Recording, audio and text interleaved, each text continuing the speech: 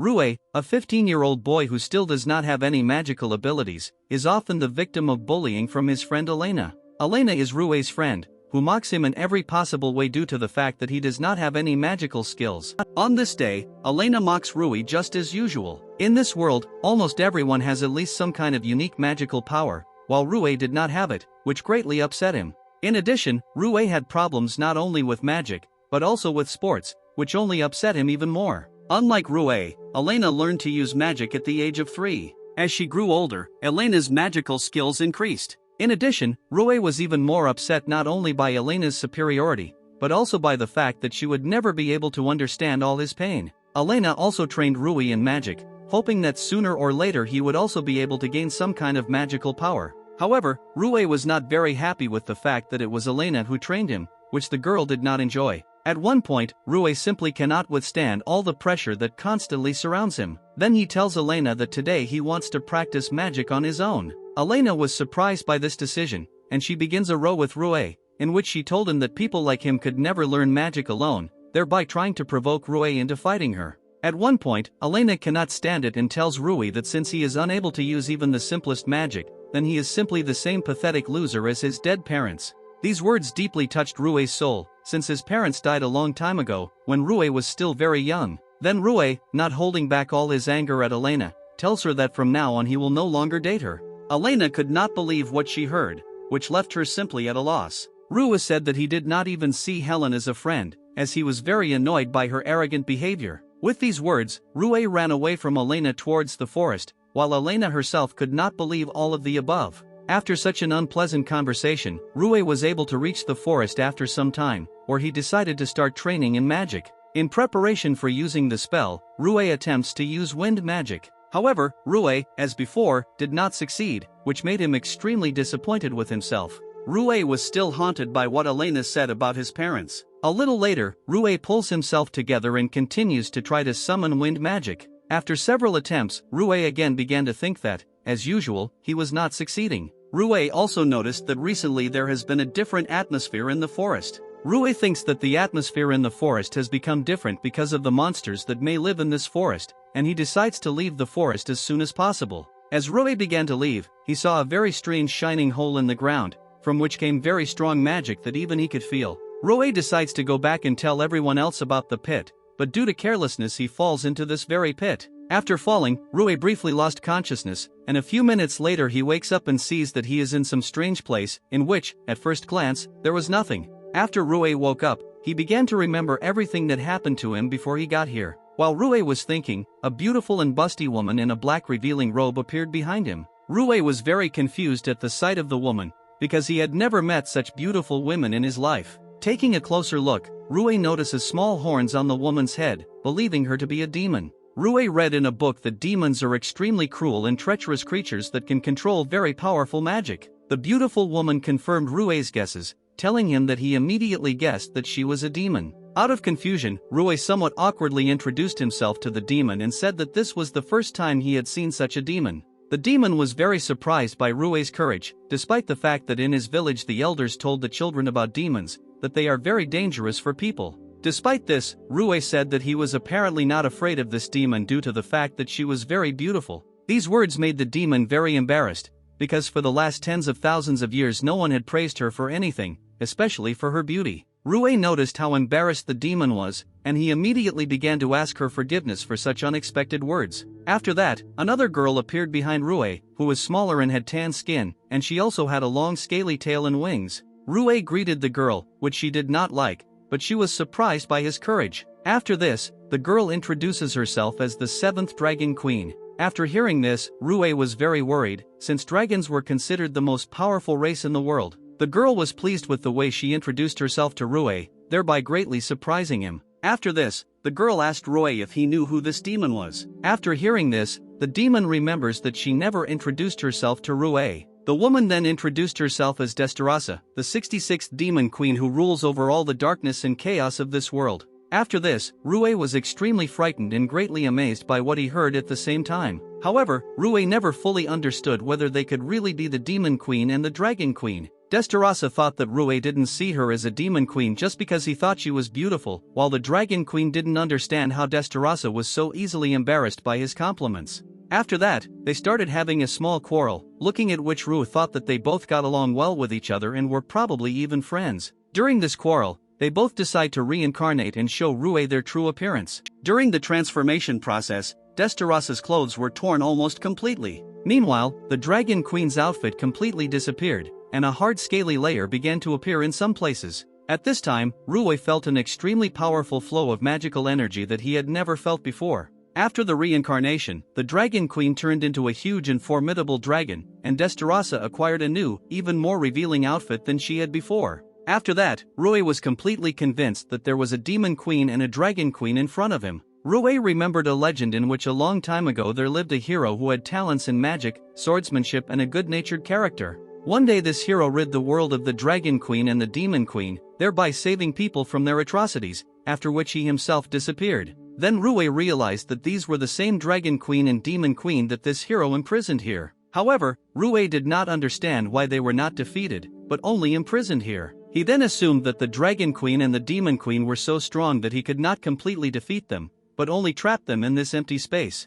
Then he thought that they might know how they could get out of here, and he decides to ask them about it. After asking Ryuuou, Destarasa tells him that it is simply impossible to get out of here. Then Ryuuou was in despair that he would spend the rest of his life here. The dragon queen only added that if they knew how to get out of here, they would no longer be here. After this, the dragon queen decides to show Ryuuou her seal, which appeared on her when she ended up here. The dragon queen said that this seal was placed on them by the hero who left them here in captivity for many years. She also added that it was because of this seal that their souls are now closely connected with this place. Then Ryuuou began to look for this seal on his body, and as it turned out, he did not have such a seal. Then Destarasa began to undress Ryuuou to try to find the seal of imprisonment on him. As it turned out, Ryuuou really didn't have any seal, and no one knew why exactly he didn't have a seal. Then Ryuuou said that he got here after he fell into some strange hole in the ground. Destarasa thought that he had ended up here due to some strange accident. Destarasa also suggested that he could still get out of here. Hearing this, Ryuuou said that he was ready to do anything to leave this strange place. Hearing this, the dragon queen and demon queen were surprised by Ryuuou's big promises. Ryuuou, in turn, did not fully understand what exactly they wanted from him. Then Destarasa said that Ryuuou could make a hole in this place through which he could escape. Then Ryuuou said that he could not use magic on his own, and thus he could not make a hole in this space. Destarasa told Ryuuou that he couldn't not use magic at all. Then Destarasa invites Ryuuou to train him in order to increase his magical powers. For better understanding, Destarasa explained to Ryuuou that magic is like a muscle, and the more he uses it, the stronger it becomes. But despite this, if he overdoes his efforts, then his magic can completely run out, and then he can die from it. Destarasa also added that for the most effective training, he will have to bring his condition almost to death as often as possible. Destarasa said that 500 years of training would be enough for Ryuuou, which greatly shocked him, thinking that he simply would not survive. Then the dragon queen told Ryuuou that time moves differently here, and that here 1 year is equal to 1 day on Earth. Then if Ryuuou spends 500 years in this space, then only 500 days will pass on Earth. The dragon queen said that if they trained him, he could get out of here. Ryuuou thought that they would not help him just like that, and then they said that in return he would help them get out, and he could not refuse such an outcome of events. The next day, Destarasa began training Ryuuou, which he was very grateful for. Destarasa reminded Ryuuou that it would take him 500 years to master all of his most powerful magic techniques. Ryuuou wanted to know if time really moves in this place as the dragon queen said. Destarasa said that everything was so, and that once she herself checked it with the help of magic. Then Ryuuou remembered the elder in the village who took care of him when his parents died. He thought that the elder there would worry about him, and that after all this training he would definitely return to him. He told Destarasa that he would try his best to get out of here as soon as possible. After saying this, she pats Ryuuou on the head, thereby praising his efforts. Ryuuou remembered how before his mother died, he also stroked his head, which made Ryuuou feel a pleasant warm feeling that he had not felt for a very long time. However, Destarasa asked for forgiveness if he did die here, which caused Ryuuou's emotional mood to suddenly change to a more depressive one. During his training with Destarasa, Ryuuou practiced his magical skills for a long time. From such training, Ryuuou crawled to the dragon queen completely exhausted. The dragon queen realized from Ryuuou's exhausted state that Destarasa was training him very well. Before Ryuuou had time to regain his strength, the dragon queen was ready to train him. The dragon queen said that she would train Ryuuou not in magic, but in a special Qigong technique. The Qigong technique was unique in that it fully revealed the full potential of any magician. There were very few people in the human world who used the Qigong technique, but this technique was not inferior to ordinary magic in power. The Dragon Queen told Ryuuou that if he mastered this technique, he could easily defeat even a dragon. The study of Qigong technique is based on 9 exercises, which are divided into attack and defense exercises. Any person who can learn all the exercises will be able to overcome any difficulties along the way. Ryuuou didn't understand why no one used such powerful magic. The Dragon Queen explained that this technique is very difficult to master. She also explained that in recent years it has become much easier for people to use magic, and that everyone can easily use basic magic, while the Qigong technique needs to be studied diligently for years. This didn't scare Ryuuou much, since for him, training in the Qigong technique should be as difficult as training in ordinary magic. The Dragon Queen also added that to learn the Qigong technique, a person does not need any talent, and all training was based only on painstaking study. Ryuuou said that he will try his best, and he can't wait to start training. However, the Dragon Queen did not mention that Ryuuou must memorize everything he will study. After the explanation, Destarasa appeared to them and said that the training program would change every week. Maou was a very conscientious woman, and she could not tolerate such behavior. 10 years after Ryuuou found himself in endless hell, his magic skills became much stronger. Destarasa was satisfied with the results of her training, but she also understood that Ryuuou needed to continue training. Destarasa noticed all of Ryuu's progress and saw how he became a real magician. Destarasa was also surprised by how Ryuuou, during all her continuous training, never showed his fatigue. At the end of the training, Destarasa told Ryuuou that he had enough for today, but Ryuuou argued that he could still continue, despite the almost complete lack of magical energy in him. Ryuuou also said that he tried very hard in training, and that he cannot just take it and start resting. Destarasa thought that Ryuuou had an unhealthy desire to master magical skills. Then she decides to tell him that he is trying very hard to prove himself in all her training sessions. She also added that despite how weak a magician he was in his world, all his efforts bring him results. After this, Destarasa decides to transfer some of her magical power to Ryuuou through her magic channel. She explained to him that magicians like him have very little magical power, and therefore she could transfer very little magical energy to him. She also explained that if he did not use this magic, his magical power would weaken, and over time he would not be able to use his magic at all, which scared Ryuuou very much. After this, Destarasa began the process of transferring magical energy to Ryuuou. While she was transferring some of her magical energy to him, she noticed that during all the time of his training, Ryuu's magical channels had become more stretched compared to other people. After transferring the magical energy, Destarasa kept telling Ryuuou that with every training he and his magic were becoming stronger. At first, such words from Destarasa touched Ryuuou very much, since no one had previously praised him as much as now. A little later, he calmed down and told Destarasa that he was very pleased to hear such warm words of support. Ryuuou also said that he was very glad that he came to this place and ended up with them, affectionately calling Destarasa little sister. She was incredibly embarrassed by what Ryuuou called her, causing her to faint. At first, Ryuuou became very worried about Destarasa, but the Dragon Queen told him that she was just crazy and that she would come to her senses soon. After what she saw, the Dragon Queen told Ryuuou to rest before training with her. During training, Ryuuou was able to do 100 push-ups with a very heavy stone on his back. After this, the Dragon Queen told Ryuuou to rest before the next exercise. She was pleasantly surprised at how the first visible results of her training began to appear. She also drew attention to how, after 10 years of training, Ryuuou was able to master the Qigong technique. While she was thinking about Ryuu's abilities, she noticed how he, hiding from her, continued to do push-ups, which she did not like very much. She was very unhappy with this behavior, telling Ryuuou that he should never overexert himself. Ryuuou said that because he was extremely weak in his world, he should train as much as possible. The Dragon Queen kept telling him that this was all nonsense, and that his physique was more than strong and resilient, which Ryuuou simply did not believe. He said that he was the weakest and slowest in his world, and that the Dragon Queen would not be able to understand him, because she was very strong. The Queen draconically realized that Ryuuou was a child with complexes, and that she needed to somehow fix it. She then tells Ryuuou that thanks to his efforts, his physique is getting stronger with every workout. She explained to him that he considered himself weak only because he simply did not know before how effectively he could use his body. She also drew his attention to the fact that his body has very efficient regeneration, and that he should be grateful to nature for the fact that he was born so strong. Ryuuou was very touched by the Dragon Queen's words about his unique physique. After this, he decides to ask the Dragon Queen about what her parents were like. She replied that her parents died when she was very young, and that she did not even remember their faces. After this question, Ryuuou began to feel somewhat awkward after his question, thinking that she was uncomfortable remembering it. But instead, the Dragon Queen just grinned and told Ryuuou not to think about it, and that she also had a strong body, which she received after birth. After that, Ryuuou could not contain his emotions and rushed into the arms of the Dragon Queen, thinking to himself that they had a lot in common. She didn't fully understand what exactly was going on, to which Ryuuou replied that she was trying very hard too.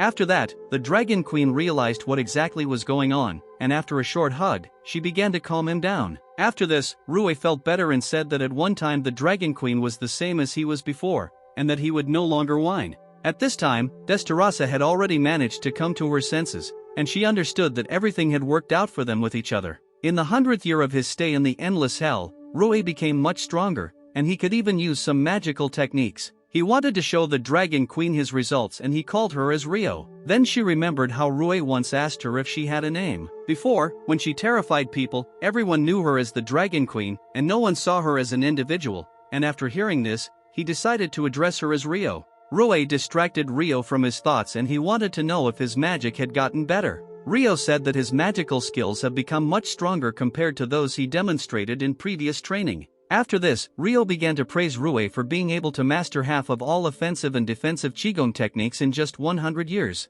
Ryuuou later told Ryuuou that every time she touches him, his heart starts beating faster every time. Ryuuou was shocked by what she heard, while Ryuuou continued to say that her skin was very soft and that it smelled very good. Ryuuou still couldn't stop complimenting Ryuuou, which made her feel more and more embarrassed. After that, she began to beat Ryuuou for what he had just said to her, considering him a pervert. Ryuuou didn't understand what exactly he said about her, thinking that he said too much. At this time, Ryuuou, while still thinking about what Ryuuou had just said to her, was also thinking about how much he embarrassed her. At that moment, Destarasa approached them so that she could discuss some issues with Ryuuou regarding further training. Ryuuou then decides to leave Destarasa with Ryuuou and continue training away from them. Destarasa pointed out to Ryuuou how they had become friends with each other during their training. She reminded Ryuuou of how before Ryuuou was here, they would constantly fight each other to the death. Then they both realized how much had changed in the Endless Hell since Ryuuou's appearance. Then Destarasa thought about how everything had become so fun for them from that moment on.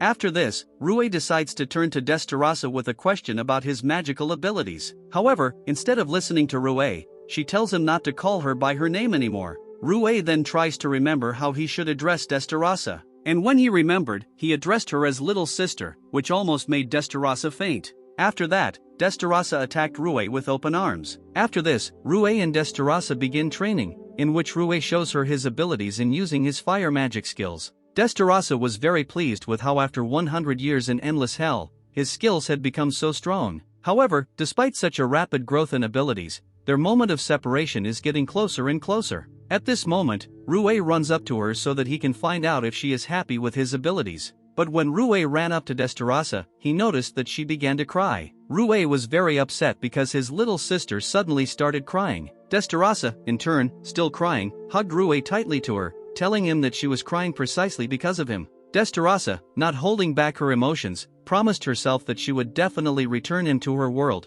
even if they never saw each other again. Over 300 years in Endless Hell, Ryuuou was able to learn to use Dark Flame, one of the most complex and powerful spells. Destarasa and Ryuuou were pleased that Ryuuou was able to master magic that only high-ranking demons could use. Destarasa explained that she transferred some of her magical energy to Ryuuou through magical channels from time to time so that he could use his magical skills more effectively. She was extremely pleased with how quickly Ryuuou was able to master such complex spells. Ryuuou said that Ryuuou was also making great progress in her training, and that he had mastered all the Qigong skills. After the training, Destarasa and Ryuuou once again praised Ryuuou for his efforts and determination. After training, Ryuuou commented that it was already late and that it was time for them all to go to bed, which Destarasa and Ryuuou agreed with. A second later, Ryuuou fell to the ground from an unpleasant pain in the chest area, and Destarasa and Ryuuou immediately tried to find out what happened to him. When they removed his outer clothing, they noticed a barely visible gray military mark on him. Ryuuou was scared, while Destarasa and Ryuuou were happy for him,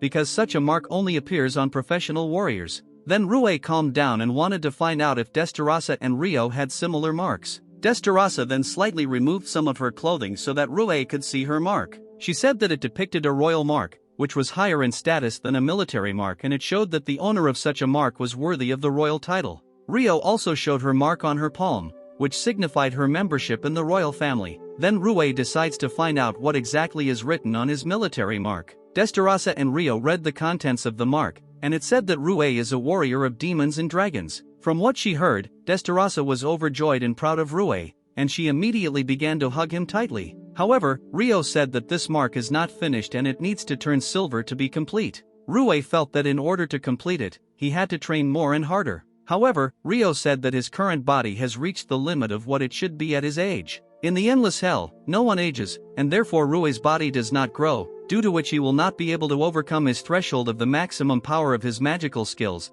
and the only way to overcome this threshold is to get out of the endless hell. Destarasa tells Ryuuou that his skills are now more than enough for him to escape the endless hell. Then Ryuuou decides to rest today, and tomorrow he will try to get out. A little later, Ryuuou returns to the small house in which he lived to rest and gain strength throughout all these 300 years of training. In a dream, Ryuuou accidentally grabs something very large, soft, and pleasant to the touch. When he woke up, he saw Destarasa in front of him in her underwear, whom he had been holding by the chest all this time. Destarasa was pleasantly surprised that Ryuuou immediately decided to grab onto her. This sight frightened Ryuuou very much and he did not understand what was happening now. After that, Ryuuou, who was also in her underwear, attacked Ryuuou. Ryuuou was still confused by the appearance of Destarasa and Ryuuou, and still did not understand what exactly they wanted to do with him. Destarasa then explained to him that since he would be leaving them tomorrow, he and Ryuuou had to say goodbye somehow. Ryuuou said that their power and knowledge is not all they can give to Ryuuou. Then they told Ryuuou that they could also give him his first time.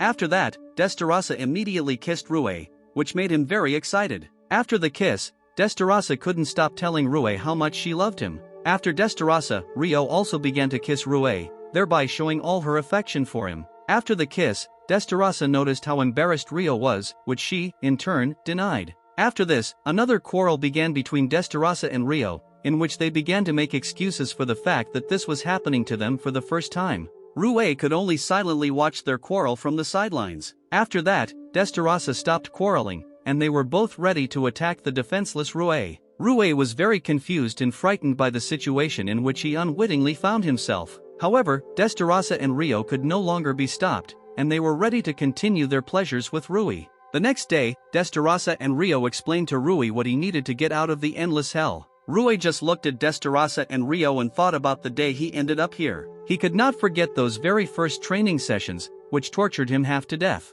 He couldn't forget those moments with Destarasa and Ryuuou when he had so much fun with them. Ryuuou understood that these days of his life had come to an end, and that today he would return home. After this, Ryuuou began to prepare one of his spells, which would create a hole in space through which he would return home. Before Ryuuou creates the portal, Ryuuou interrupts his spell to give him something important. Ryuuou gives Ryuuou his dragon fawn earring so that he can use it to create a hole in space. Ryuuou tells Ryuuou to take her earring and channel all his magical power into her. Ryuuou took Ryuou's earring, directed his magical power into it, and instead of the earring, he ended up with a dragon sword in his hands. Ryuuou was surprised by how strong the magical power was coming from his sword. Ryuuou informed Ryuuou that this was not an ordinary sword, but a relic of his father, which was made from his fangs. She also added that there are only 2 such swords in the entire world, and she gives one such sword to Ryuuou as a memory of them. Ryuuou wanted to say that he cannot accept such a gift from Ryuuou, but she does not listen and interrupts him. Ryuuou continued to say that she was giving this relic to him for a reason,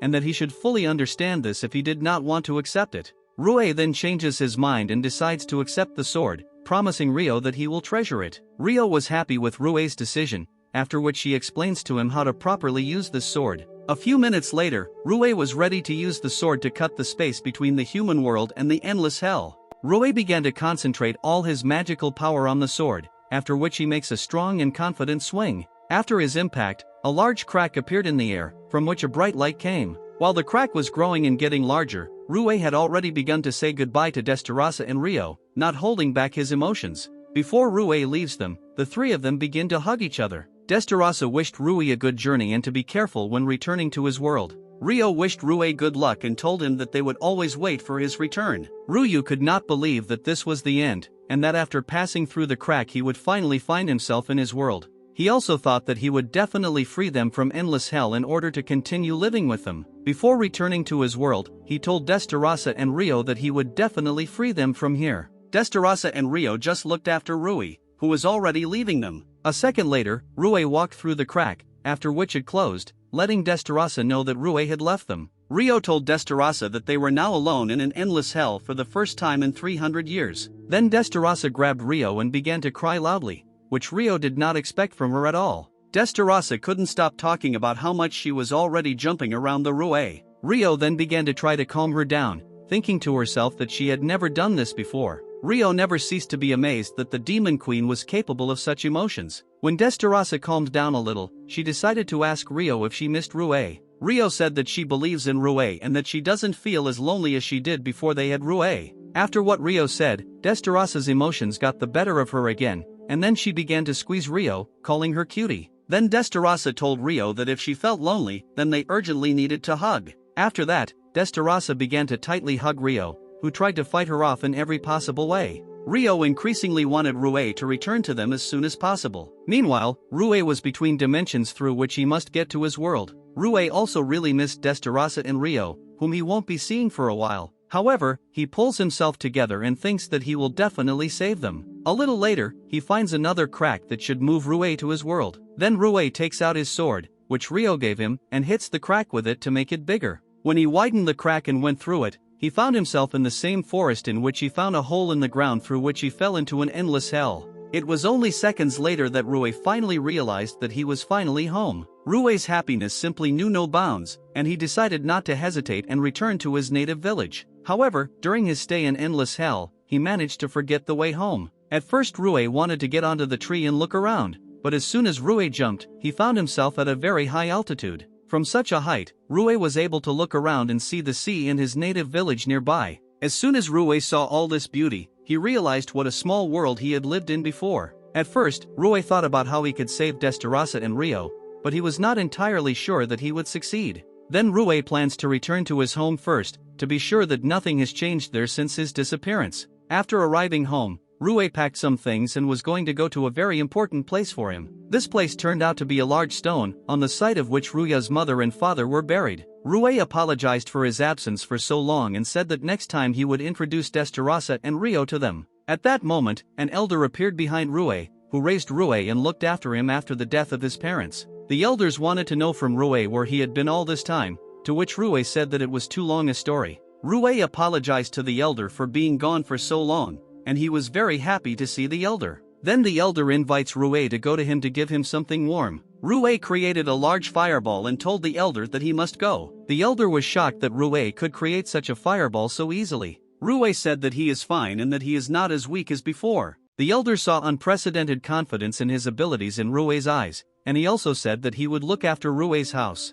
Ryuuou thanked the elder for his concern, after which he went on about his business. While Ryuuou was walking, Elena noticed him and immediately began telling Ryuuou about how angry she was with him. Elena thought that since Ryuuou had returned, he wanted to make peace with her. Ryuuou told Elena that her arrogance had not changed at all during the time he was gone, and that she should finally grow up. Elena was in deep shock from what Ryuuou told her, since before his disappearance he had not behaved so boldly with her. Elena, in a fit of rage, immediately decided that Ryuuou should answer for his words, and she was already preparing to strike Ryuuou. However, contrary to all Elena's expectations, Ryuuou manages to repel her attack without receiving a scratch. Elena was perplexed by how Ryuuou was able to stop one of her most powerful moves. Ryuuou told Elena that she couldn't see anyone around her, and that she couldn't see how people around her were getting stronger while her skills remained the same. Then Elena only gets angrier, and she again tries to inflict at least some damage on Ryuuou. However, despite her fast attacks, Ryuuou still manages to dodge each of her blows. After this, Ryuuou decides to use one of the techniques of the Qigong technique,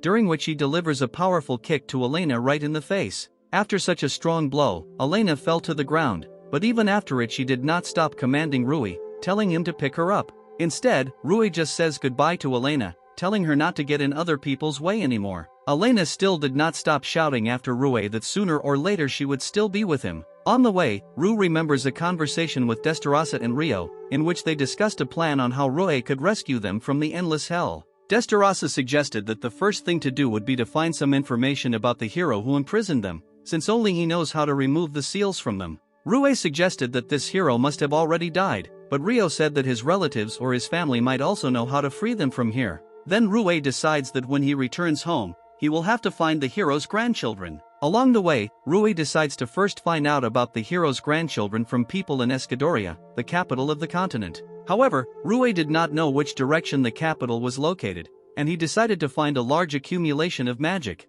The technique of searching for magic is more often used by demons, while people need to have a lot of magical energy to master this technique. Ryuuou then concentrates all his power on using this magic to find large concentrations of magic that may be coming from the capital. After using it, Ryuuou finds a large accumulation of magic, thinking that the capital is located in that direction. After Ryuuou discovered the approximate location of the capital, he decides to use flying jump, one of the Qigong techniques that allows him to develop very high speed. Ryuuou only jumped forward slightly, and he was already able to cover a very long distance in a matter of seconds. After several such intense jumps, Ryuuou decided to take a short break, but when Ryuuou stopped, he noticed a large line in front of him, which was moving towards the entrance to the capital. Ryuuou was a little worried because he had never been to the capital before, and he didn't know what to expect. Finally, it was Ryuuou's turn, and one knight demanded that Ryuuou show his migration card. The knight realized that Ryuuou did not have any migration card and he demanded that Ryuuou leave the queue. Ryuuou was confused, because no one had told him before that he should have some kind of migration card. Ryuuou began to worry more and more every second, while trying to somehow get out of the situation. The knight believed that Ryuuou was going to enter the Magic Academy, but Ryuuou did not fully understand what the knight was telling him. Then the knight told Ryuuou to hurry up, since the entrance exam to the academy would begin very soon. Then the knight let Ryuuou into the capital and wished him good luck in his exams. Ryuuou was happy, and at the same time he also did not understand why that knight still let him through. Ryuuou was in the capital for the first time in his life, and he was simply amazed at how beautiful everything was in it. Ryuuou heard from adults that there were a lot of people living in the capital, but there were many more of them than he thought. Ryuuou went to one of the signs so that he could familiarize himself with some of the capital's places. To the right of the sign, Ryuuou saw a shopping area where people were selling various things in the morning. To the left was the very academy that the knight had told him about. Ryuuou always dreamed of getting into this academy and studying there, but now he had no time for that. At first, Ryuuou wanted to find out something about the hero's relatives in the bar, because you can always find various useful information there, but since he was still a child, he would have been quickly kicked out of there. Then Ryuuou thinks of going to the guild, where he can get the opportunity to earn money by completing various orders, and he can also get a migration card with which he can travel to other cities and countries. After some deliberation, Ryuuou decides to join the guild and become an adventurer. Then an old angry woman appeared near Ryuuou, who believed that Ryuuou had gotten lost on the way to the academy. Then the woman grabbed Ryuuou and forcefully dragged him towards the academy. On the way, the woman told Ryuuou that the academy was made to directly compete with the empire, which was becoming larger and larger every year. She also told Ryuuou that he would have no problem passing the exam at the academy without presenting any documents. A few minutes later they reached the very academy where entrance exams are now being held. Ryuuou already understood that he was now in a hopeless situation, and now he had no choice but to go to the exam. On the other hand, Ryuuou was not at all upset that he was able to get here.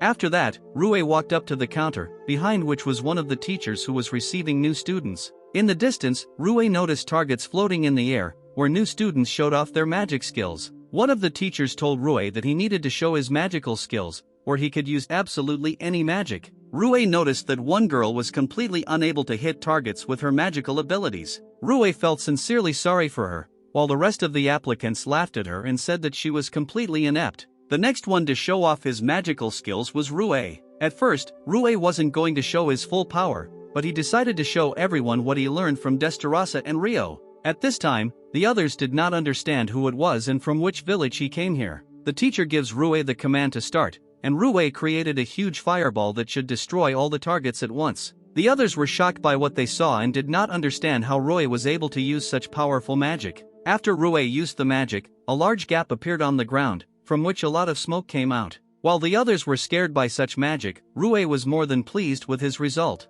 Ryuuou decides to ask the teacher if he managed it, but the teacher at that moment was lying on the ground unconscious. Then Ryuuou decides to ask another teacher if he will be accepted with such skills, to which the teacher fearfully replied that he might be accepted, after which Ryuuou was sent to the next exam. Ryuuou was very embarrassed by the interest with which people around him were talking about him. At that moment, Yuri, one of those who also decided to enter the academy, decided to turn to Ryuuou. Ryuuou didn't understand what a handsome guy like Yuri wanted to know from a country boy like him. Ryuuou greeted Yuri and said that he was very glad to meet them, to which Yuri reciprocated. After meeting each other, Yuri decides to immediately start communicating with Ryuuou on Thai, since everyone here was absolutely the same. Ryuuou was very surprised by Yuri's expressive smile, thinking to himself that girls were constantly running after Yuri. Yuri drew Ryuuou's attention to how many unusual new students were entering the academy this year. Yuri also told Ryuuou that he thought she would be the best among the new students, although Ryuuou did not quite understand who Yuri was talking about. Ryuuou decides to find out from Yuri who exactly he is talking about, telling him that he only recently entered the academy. At first, Yuri thought a little, but a little later he and Ryuuou returned to the topic of conversation. Ryuuou wants to know from Yuri how strong she is, to which Yuri replies that she is the granddaughter of that same hero. Ryuuou was shocked by what he heard, since he did not at all expect that the granddaughter of the hero himself would study here. Then Ryuuou decides to ask Yuri what she looks like, which at first surprised him very much. Almost immediately, the hero's granddaughter happened to be near Ryuuou and Yuri. As soon as she appeared, she immediately asked Ryuuou if he was the same new student that everyone was talking about now. When Ryuuou told the hero's granddaughter that it was him, she told him that he looked extremely pathetic. Then Yuri decides to intervene in the matter, telling her that she has no need to insult Ryuuou. After this, Yuri introduces Ryuuou to Charlotte Eudelia, the granddaughter of the legendary hero. Ryuuou immediately recalls moments in his life when he admired the hero and his actions. He also thought that the Queen of Demons and the Queen of Dragons were not at all as evil as they were described in legends, but very kind creatures. Eudelia interrupted Ryuuou's thoughts and told him that she would not let some boy just take her place at the academy. Then Yuri tells Eudelia that all the exams are already over, and that there is no way to change the situation. Then Eudelia puts her hand into her chest and pulls out a white glove.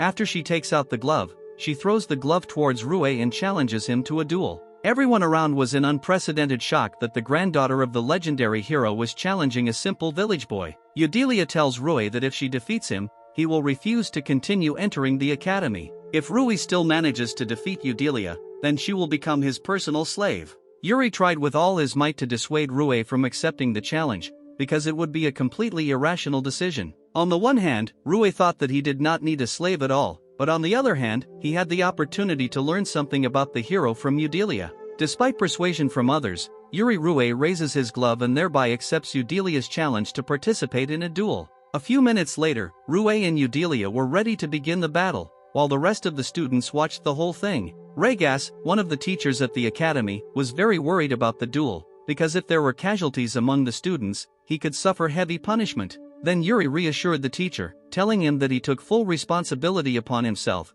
because he knew that deep down the teacher also wanted to know what Ryuuou was like. However, Yuri said that the teacher should also judge everything, which at first did not suit him very much. After this, Regas comes out and dictates the rules of the duel, in which the winner will be the one whose opponent loses consciousness or surrenders on his own. The teacher also added that he could end the fight himself if he considered that one of the opponents was no longer able to continue the battle. Regas also reminded the duel participants that killing during battle is prohibited, after which Regas announced the start of the duel. Eudelia thought that if Ryuuou surrendered as quickly as possible, the duel would end quickly. After the announcement of the start of the duel, Eudelia took out her sword, with which she was going to defeat Ryuuou. At first, Ryuuou was also going to get his sword, which Ryo left for him, but he remembered her words that Ryuuou should only use his sword when there is a real threat to his life. Then Ryuuou changes his mind about using a dragon sword in the duel, and he decided to fight the duel with his bare hands, which surprised Eudelia at first. Eudelia was already ready to strike Ryuuou the first blow,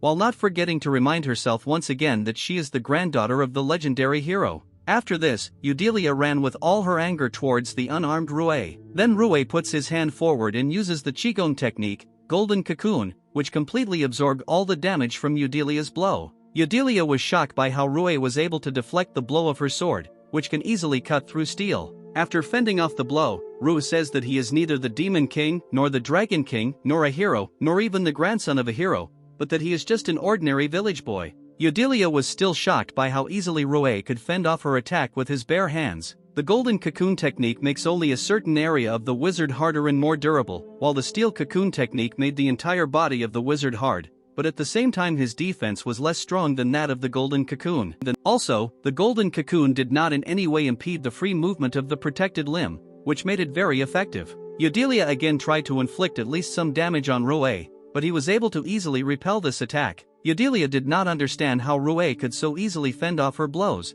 because she masterfully wielded a sword. Then she decides to change her strategy to use many petal blades instead of a sword, which flew towards Ryuuou. But despite the speed and number of these blades, Ryuuou was able to dodge each blade without any difficulty. Then Eudelia decides to use a myriad of these blades so that they will surely hit Ryuuou and neutralize him. The teacher thought that this was too much, and he decided to interrupt the duel, but Yuri decided to stop the teacher. Yuri drew the teacher's attention to how confident and calm Ryuuou was behaving, which could mean that he could easily cope. Ryuuou was surprised by how many petals were flying towards him, and he felt that he needed to use very strong magic here. Then Ryuuou decides not to run away from the petals, but, on the contrary, to run towards these petals. Then Ryuuou makes a high jump and uses the magic technique of a wide flame, which burned all the petals flying towards him. Eudelia was in unimaginable shock at how Ryuuou could fend off both sword and magic attacks so easily. Then Eudelia was overtaken by memories from her childhood, when she trained long and hard with her father. Her father told her about the hero's mark that no one had been able to obtain,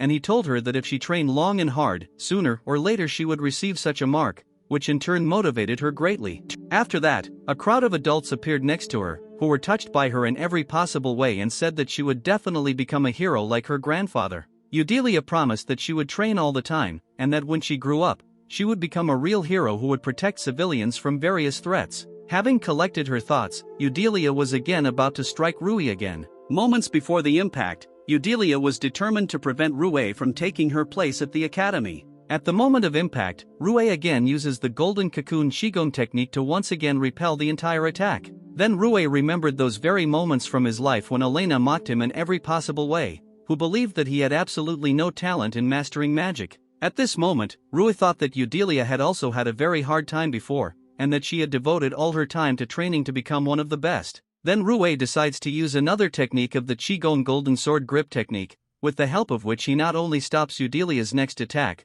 but also grabs the sword in his palm. Eudelia was very frightened by how Ryuuou was able to grab her weapon so easily with his bare hands. After grabbing the sword, Ryuuou prepared to use the next meteor fist Qigong technique, which greatly increased the power of his fist attacks. Eudelia considered that these were her last seconds of life, and that she was unable to defeat Ryuuou. However, Ryuu's fist manages to stop his fist a couple of inches from Eudelia's face, from which she is not harmed. Ryuuou decided to convince Eudelia that the duel had ended in his favor and that they no longer needed to continue the battle. Then Eudelia was very frightened, and she began to cry, while not understanding how Ryuuou could defeat her so easily. Ryuuou was very frightened by Eudelia's state in which she was now. Then Ryuuou noticed that no one was on them now, and then he decided to create a small dark space in which no one could notice them both. Then a large black cube appeared in front of the rest of those present, through which Ryuuou and Eudelia were not visible. After this, Ryuuou decides to check on Eudelia's condition and try to calm her down. A little later, Eudelia noticed that everything around had disappeared,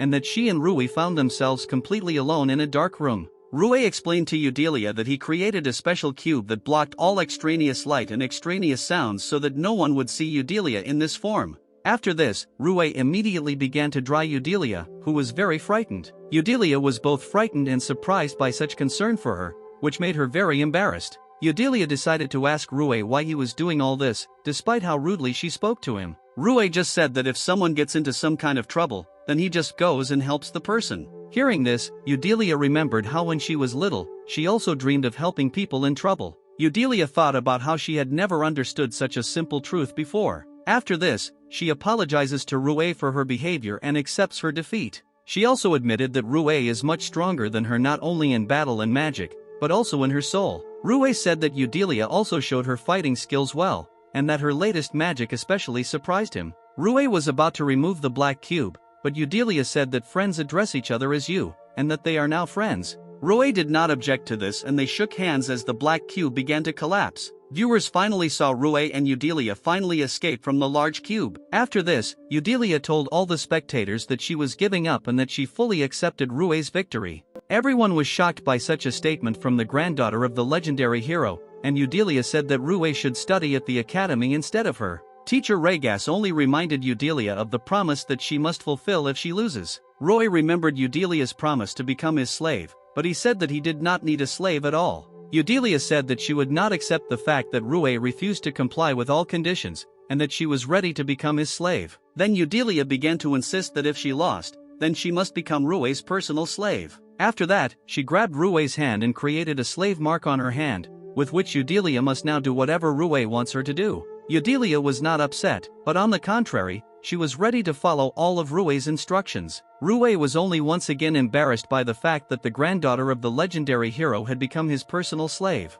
After the duel, Ryuuou and Eudelia met Yuri at the academy, who wanted to ask them about the results of their exams. Yuri said that he could not imagine before that someone from the hero's family would become someone's slave, which greatly confused and angered Eudelia. Yuri also wanted to find out from them who they are to each other now. Eudelia only said that she did not tell Ryuuou, because she believes that if she had told him earlier that she wanted to be friends with him, he would have tried to stay away from her. Ryuuou did not understand anything, and then Yuri decides to introduce himself to Ryuuou as Yuri von Exodoria, who was the current prince of Iskater. Ryuuou was shocked by what he heard, since he could not even imagine that he would personally know anyone from the royal family. The eldest son realized that this was a test, and extremely unpleasant consequences would await him if he did not correct. After this, Yuri asked Ryuuou if he had a place to stay for the night, since from his appearance it was clear that he was not from the capital. Ryuuou said that he did not think about it at all, because he expected to resolve such issues as they appeared. Yuri said that he would try to somehow resolve the issue of Ryuuou's place of residence. Yuri said that Ryuuou could spend the night with him, and that he would be well taken care of there, and therefore Ryuuou would not have to think about paying. Then Eudelia considered Yuri's generosity too suspicious, assuming that he had some reason for this. Yuri said that now there is a large shortage of population in the capital, and if thanks to students like Ryuuou, the academy's rating increases, then students from other countries will go to the capital. Yuri also added that if Ryuuou studies at the academy, then Yuri will support Ryuuou in everything. Ryuuou thought that if Yuri helped him, it would be much easier for him to get used to it, and then it would be easier for him to find the necessary information about the hero, and after such thoughts he decides to become a student at the academy. That night Ryuuou spent the night in Yuri's room, and the next day he was going to look for information about the hero. As soon as Ryuuou went outside, he saw Eudelia near the entrance, who had been waiting all morning for him to come out. Ryuuou didn't expect to see Eudelia, and she said that she just wanted to come to Ryuuou, so that Eudelia would not think that something was wrong. He told her that he was very glad to see her, after which her offense changed to joy. After this, Eudelia invites Ryuuou to take a walk with her, while she shows him various places. Then Ryuuou and Eudelia walked around the capital all day, visiting various places. During the walk, Ryuuou thought that he was now in great debt to Eudelia, and that he now wanted to free Destarosset and Rio, thereby devaluing everything that the legendary hero had done for this world. Then Ryuuou remembered his last night with Destarosset and Rio, when he all discussed together that the hero might still be alive now. Destarosset said that since the hero was able to create a place where no one ages like the infinite, then it was quite possible for him to find a way to become virtually immortal. Then Ryuuou said that since he locked Destarosset and Rio here, he is bad,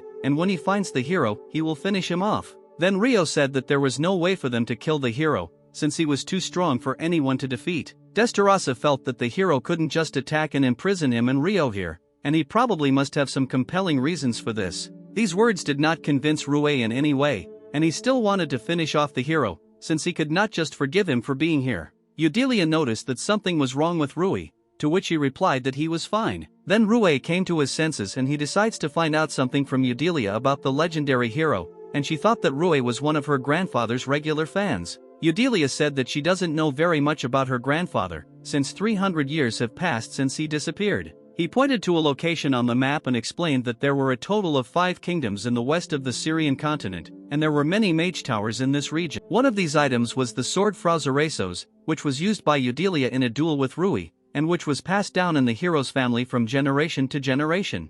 Ryuuou began to look at the sword and could not take his eyes off it, because while he was looking at the sword, for some reason he simply felt good in his soul. When Eudelia handed the sword into Ryuuou's hands, the sword began to emit unusual energy, and Ryuuou thought that the sword was filling Ryuuou with unusual magical power. After a few seconds, Ryuuou returned the sword back to Eudelia, after which he felt some unusual sensation from the sword. It was getting close to night, and Ryuuou told Eudelia that it was too late to go out and that they should both go home. At first, Ryuuou wanted to accompany Eudelia home, but she invited him to spend the night with her. Finding themselves alone with each other, Ryuuou thanks Eudelia for such a wonderful day, in order to somehow dilute the suddenly appeared situation. Eudelia supported Ryuuou and said that she would like to spend the day together sometime. At the same time, Eudelia thought that she had a unique opportunity to make Ryuuou her. Eudelia remembered how many guys from her circle began to confess their feelings to her when they found out that she was the granddaughter of the legendary hero. Despite their mutual interest in boys, Eudelia did not date these boys, since they were much weaker than her.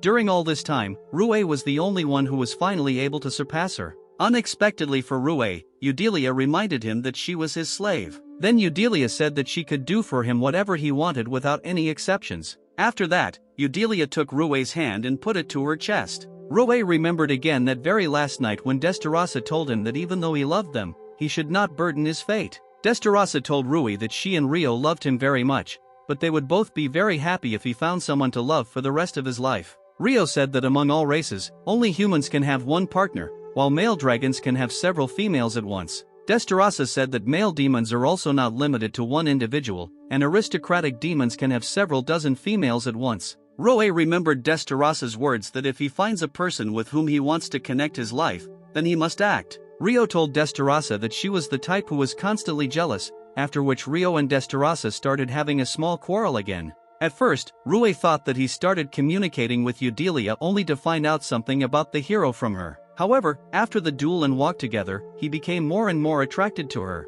Then Ryuuou realized that Eudelia had become the very person whom he wanted to protect from danger and with whom he would live his whole life. After such thoughts, Ryuuou decided to act, and he immediately kissed Eudelia. After a long kiss, Ryuuou threw Eudelia onto the bed and began to take off her shirt. Ryuuou decided not to stop at the shirt and he decides to take off her underwear. At one point, Eudelia felt that they were rushing things too much and wanted to stop. Ryuuou reassured Eudelia and promised her that tonight he would be as gentle as possible with her, which made her calm down a little. After that, Ryuuou began to undress, and Eudelia was afraid that he simply would not fit in her. The king of the Tome Kingdom came out with his guards and stopped in the middle of the road. When he heard sounds with alarm, they looked left and right to find the reason. With concern, the king wondered whether civilians would continue to be in danger under such circumstances and whether there was a hero who could save them. Ryuuou suggested that she use her regeneration magic, to which Eudelia only pushed Ryuuou and told him to think carefully about his behavior. They eventually reached a cliff with a beautiful view of the Tone Kingdom. Ultimately, Ryuuou decided to take responsibility and agree to Elena's proposal. Of course, the girl was completely surprised by this sudden turn of events, and it made her heart beat faster. A stranger approached the young couple and asked a question, wondering if they were by chance applicants. With obvious confidence, the guy expressed the opinion that they were an extremely frail and defenseless couple. In addition, they showed interest and asked if the girl was the granddaughter of some hero or famous person. When the stranger tried to get closer to the girl, she firmly pushed him away and warned that if he approached again, she would take extreme measures to protect herself. Michael, that was the guy's name, told her with a pleading voice to refrain from such threats and hateful words. Ryuuou suddenly felt the need to apologize to them, even though there was no clear reason for such an action. Elena felt pleasantly embarrassed to hear the guy openly express his affection for her in front of others. Michael didn't like the situation and decided to use his magical abilities to overcome the guy and show his strength. The main character felt confused about the motives of Michael, who decided to use magic in the city center. Of course, he couldn't just ignore it, and decided to intervene to stop the stranger and prevent the possible consequences of his magical actions. He decided to use the stone machine gun in an attempt to stop Michael and his magical actions. This decisive action yielded results. Michael flew several meters away and lost his balance, unable to stand on his feet after the force of the stone machine gun. His comrades began to worry about him and tried to calm Michael down, showing deep regret and remorse to Ryuuou and Elena for what happened. The girl agreed with a smile to the guy's proposal to move on, realizing that this episode with Michael was behind her and they could continue their adventure. Since time was not on their side, they had to move more quickly and hurry so as not to be late. So many people gathered around the building that they felt the atmosphere filled with bustle and liveliness, and they had to walk through the crowd to reach their goal. Elena asked the guy not to stand out among the crowd, warning that his enemies might start making fun of him because they were surrounded by rivals. When the main character learned that the results might be posted there, his determination did not allow him to stop, and he headed to the place, despite the girl's recommendation. He noticed that there were classes labeled A through E. The girl was sure that they were probably in Class A. As it turned out, they were indeed found in Class Z, but none of them had previously known about the existence of such a class. Yuri warmly greeted the couple, creating a friendly and welcoming atmosphere. Together with Yuri there was a mysterious stranger wearing a helmet reminiscent of the helmets of knights. As it turned out, this mysterious stranger in a helmet was Yuri's escort. After completing the welcoming gesture, they exchanged short introductions and discussed their expectations for the search in this new and unknown class. The guy introduced himself as Jason and said that his main role was to protect Yuri. Yuri began to reveal that he wears a helmet to hide his true identity, and he hoped that he and the main character could maintain a good relationship despite this hiding his face. Her mood did not improve and she continued to remain in an angry mood caused by the previous incident with Michael. Yuri only wanted to see the girl. It was for this reason that he did not share information about the class with her, trying to maintain intrigue. It turned out that this class is new for this school year. Previously, students were distributed according to their academic performance, but this year they decided to gather students with special abilities in Class C. We can say that this is a class where talented and unique individuals have gathered. If they went by level, they would probably end up in Class A. However, their success was so outstanding that they were sent to Class C, intended for students with unique abilities. The girl could not understand whether Yuri was watching them, because it all looked quite suspicious and raised questions and misunderstandings in her. But being next to Ryuuou, the girl felt confident and calm. Her running seemed too hot, and the guy politely asked her to slow down so they could move together and enjoy the moment. Jason remained perplexed as to why they needed to keep an eye on this couple. It turned out that this class was populated by absolute naughty people, and even Yuri found it difficult to keep them under control and keep an eye on them. Jason believed that Ryuuou had the necessary skills and determination to meet this challenge and successfully resolve the situation in Class C. If Yuri hopes so much for Ryuuou, it means that he has invested a lot of hope and trust in the guy, and now Ryuuou must live up to those expectations. His interest knew no bounds and he couldn't wait to find out what Class Z was. The guy and girl quickly changed their clothes and decided to go explore the class to learn more about its students and the characteristics of this unusual group. From the very beginning, they did not notice anything that could seem strange or unusual in this class. Ryuuou was eager to find true friends among the students in this class and build warm relationships, and he hoped that this would be possible. After recognizing the hero, they began to wonder if he was the one who won the duel during the exam, causing Ryuuou to be slightly surprised. After a positive answer, their reaction seemed strange, as if they were ready to find out more details from the main character and were interested in his story in their own way. Elena showed a willingness to draw her sword and engage in battle if the situation took a more aggressive turn. However, to everyone's surprise, the guy simply shook Ryuu's hand and expressed recognition, saying that the duel was very impressive and deserved praise. The guy began to express admiration and praise towards Ryuuou, as if worshipping him and saying what a magnificent and skillful duelist he was. Jack spoke of his skills in explosive magic, causing amazement and interest among those present, and his talents made him quite a popular figure in Class Z. Behind Jack stood a tall guy named Michael, and next to him was Alex. Jack hoped that Ryuuou would be able to make friends with them and find common ground, which was an important aspect for him and for the entire Z class. Having received such a warm greeting from the students of the class, Ryuuou felt that his fears and worries were in vain, and he was ready for new acquaintances and adventures in this unusual class. The girls also showed support and greeted the guys with a smile, starting to get acquainted and talk with them. Ryuuou was attracted to one of the students and began a conversation with interest to learn more about him and get to know him better. It turned out that this student was not in a friendly mood, but instead exhibited aggressive behavior and anger, which left Ryuuou a little dumbfounded and unsure of his actions. The main characters felt bewildered, not understanding what could have gone wrong, and wondering if they might have made some mistake or bad experience that caused the student's aggression. Since Ryuuou was from a village, he might not be aware of some of the city's customs or practices, which could explain his negative attitude and dissatisfaction. This was because it was forbidden to have slave beastmen in the capital, but in other major cities this practice continued, which caused discontent on the part of many beastmen and created a conflict between them and ordinary people. The main character wondered if he would ever be able to make friends with this student, despite the initial tension and conflict. When the girl tried to tell the guy something, his attention was focused on one of the girls in the class, which caused some misunderstanding and irritation in the girl. He couldn't help but notice that she was amazingly beautiful, as if she had come straight out of a painting, and this caught his attention and piqued his interest. Slightly stuttering, Ryuuou greeted the girl, trying to compose himself and be polite in front of her. However, he only received a cold disregard from the girl, which left his feelings a little hurt and disappointed. Elena could not stand this behavior and was amazed at how the girl dared to ignore the guy, and this caused her indignation and bewilderment. She exhibited pretentious behavior and stated that there was simply nothing to talk about with him, which caused additional irritation and bewilderment on the part of Elena and Ryuuou. Elena was perplexed and disappointed by such an unpleasant answer, which completely contradicted their hopes for friendly communication with the students of the class. Her nerves were already gone, and she felt very irritated, ready to explode and tear the girl to pieces on the spot because of her rude and unpleasant behavior. Yuri noticed that the guy had apparently already established relationships with everyone, and also added that the teacher was already heading towards them, and they needed to quickly take their places. Yuri defiantly introduced himself again and greeted the guy, showing his friendliness and willingness to communicate, despite previous troubles. It was clear from the look of the main character that he felt satisfaction from the new class, since from that moment his life at the academy begins, and he is ready for new challenges and adventures. One day, a teacher was explaining something to the children with great diligence, trying to convey important information and knowledge to them. The teacher explained that in this way water magic uses moisture from the atmosphere. Ryuuou disagreed with the teacher and said that water magic was probably also capable of controlling underground water and water sources.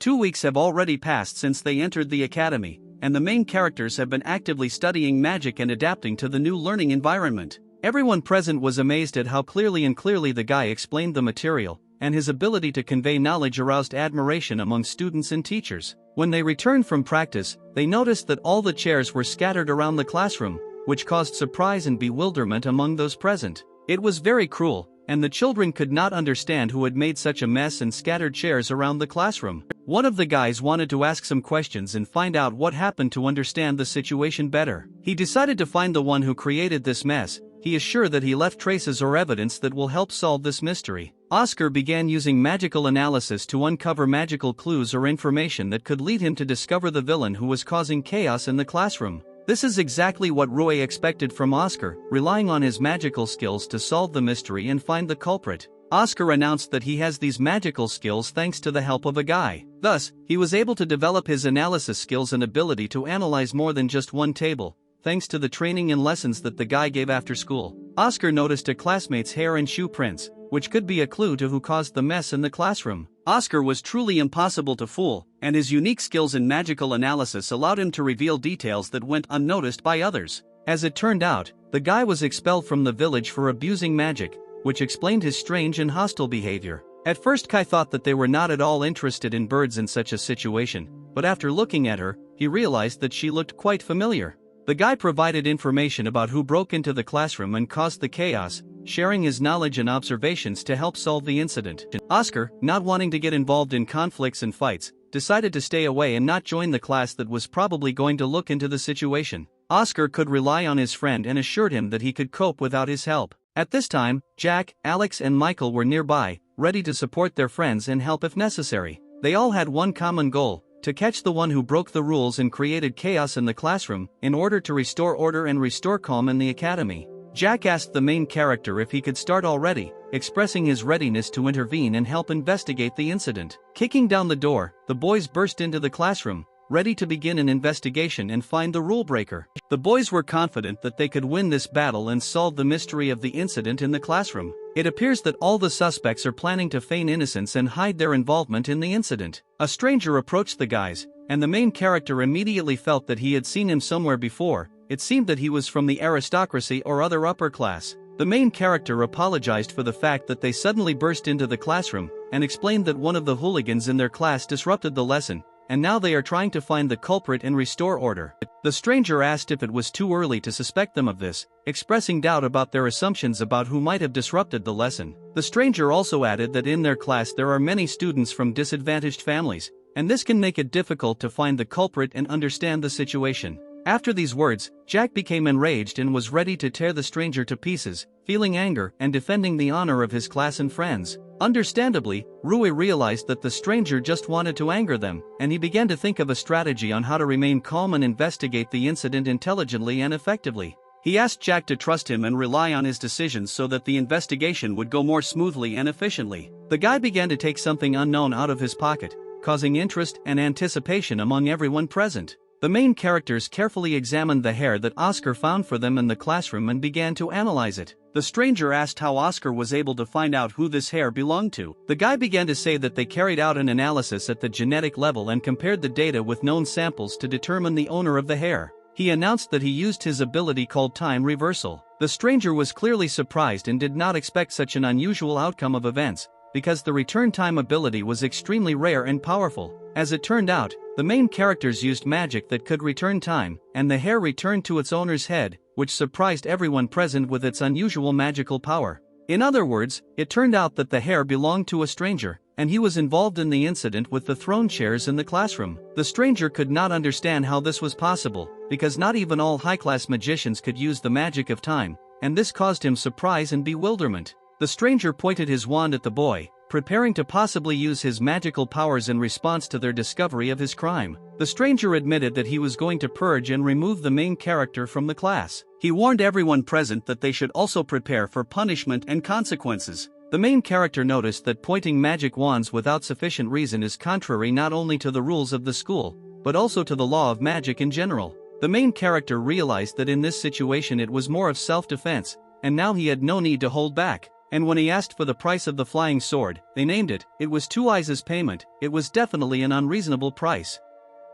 The man ordered everyone to shoot, calling on them to take active action in this situation. The main character noticed that people were gathering near the class, and he decided that they needed to avoid direct blows and being hit by them. Michael made the decision to take responsibility and act independently in this situation. Michael decided to use a technique known as the wall to protect himself and his comrades from attacks. Jack confessed to Michael and said that he would take further action in preparation for dealing with the situation. Jack decided to use his powerful technique, called the bomb, in order to cope with the stranger and his threats. All the wands instantly exploded in the hands of their owners, causing chaos and panic in the class. This unexpected explosion, of course, was not part of their plan, and they expected an easier victory. Now the students were absolutely sure that victory was not part of their plans. The students began discussing precautions and rules for using magic to avoid such situations. Among those present was a man who was ready to deal the strongest blow to Alex. His determination and aggression could be seen in his eyes. He was not going to allow such an easy victory for his opponent and, instead of allowing the blow, he decisively activated the power-up in his legs.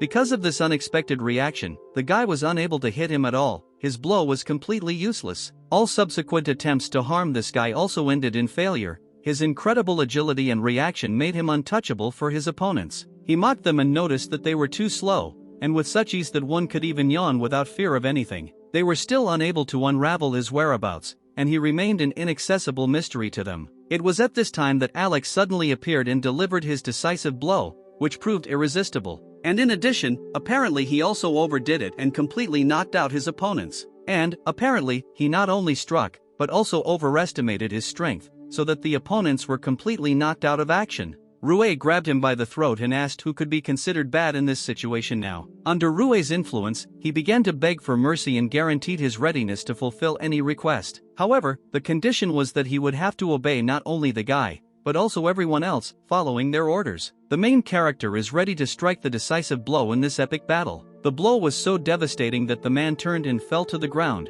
groaning in pain. The blow was so powerful that he simply pierced the wall with his body, leaving a huge hole in it and causing shock among all witnesses. Such a spectacle looked incredibly impressive and epic, forcing everyone around to applaud the hero. The hero's friends were proud to have been part of this incredible victory and to have witnessed his valor. They then raised their hands to each other to symbolize and strengthen their friendship and unity. However, when Yuri learned about the boys' feat, he was overcome with rage, and he clearly did not approve of their action, not being proud of them. Jack was busy cleaning, and this was not his first endeavor in this matter. Inside himself, he admitted that it was his own fault that things had reached this extent. Yuri tormented himself with self-recrimination for simply not being able to follow them. Their promise to not allow such situations to happen again calmed them down, and they felt the obsession release from their souls. Then the main character approached Yuri and sincerely apologized, realizing that he probably suffered because of their actions. He honestly admitted that from the very beginning, when he decided to take this step, he expected that such situations would happen quite often.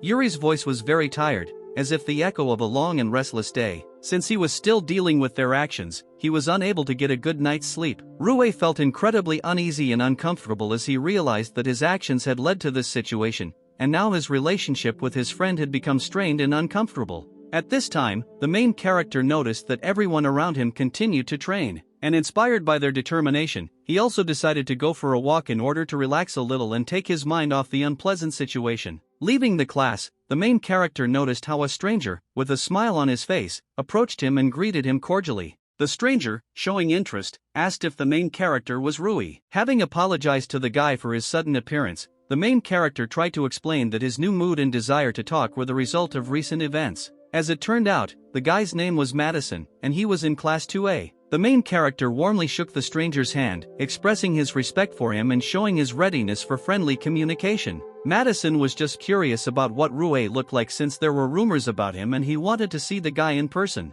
And oddly enough, These rumors turned out to be related to yesterday's incident that everyone was talking about. Madison suddenly began to approach Ryuuou, as if they had found a common language, and their conversation became more frank and friendly. Madison felt ready to tell Ryuuou something important and personal. With a look of trust, he made it clear that he had a story to share with him, and Ryuuou was ready to listen. Ryuuou listened carefully to Madison and realized that even he, being strong, realized that in this world there will always be people even more powerful and terrible than himself. And at that time the main character was worried about his charisma and ability to impress others. Ryuuou sincerely and heartily thanked Madison for his honesty and warning about the powerful and scary people in this world. However, within himself he was well aware that there were at least two people whose power and influence exceeded his. Madison decided that he probably shouldn't have worried then, since meeting such people was unlikely, and he preferred to focus on what he had now. He then began to say goodbye and announced that it was time for him to go, leaving Ryuuou with his thoughts. The main character noticed that Madison was indeed a very mysterious person, and his short meeting left a mystery in his soul. Madison hurriedly left the meeting place. Ryuu's gaze revealed many secrets and mysteries that he may yet have to reveal. Arriving home, Ryuuou immediately collapsed on his bed and realized that he was extremely tired after a hard day. Ryuuou was so physically and emotionally exhausted that it was clearly a consequence of their long and tedious labor to restore the class that had been damaged. He was proud to realize that he had worked hard despite the difficulties and was able to rebuild the class on his own. Ryuuou woke up and looked around puzzled, having difficulty discerning whether it was already morning or still twilight. With a deep sense of confusion and bewilderment, Ryuuou realized that he was surrounded by an unknown space and was far from his familiar surroundings. However, he was sure that even if this place seemed endless and incomprehensible, his little sister and Rio would always come to the rescue and support him. Suddenly he realized that he felt nothing, and doubts that this place could be an endless hell came over him. The girl behind her suddenly walked up to Ryuuou and gently asked him to remain calm, as if sensing his anxiety and helplessness. She confirmed his words that this was indeed the same endless hell in which they were. Inviting Ryuuou to sit at the table, she told him that they needed to talk and try to figure out this strange situation in which they found themselves. The guy felt a slight tension and indecision, sitting at the table in this mysterious environment. Before drinking the tea that was offered to him, he wondered slightly whether it was worth it. Despite his initial doubts, Ryuuou was pleasantly surprised to discover the exquisite taste of the tea and the warmth that enveloped him after the first sip.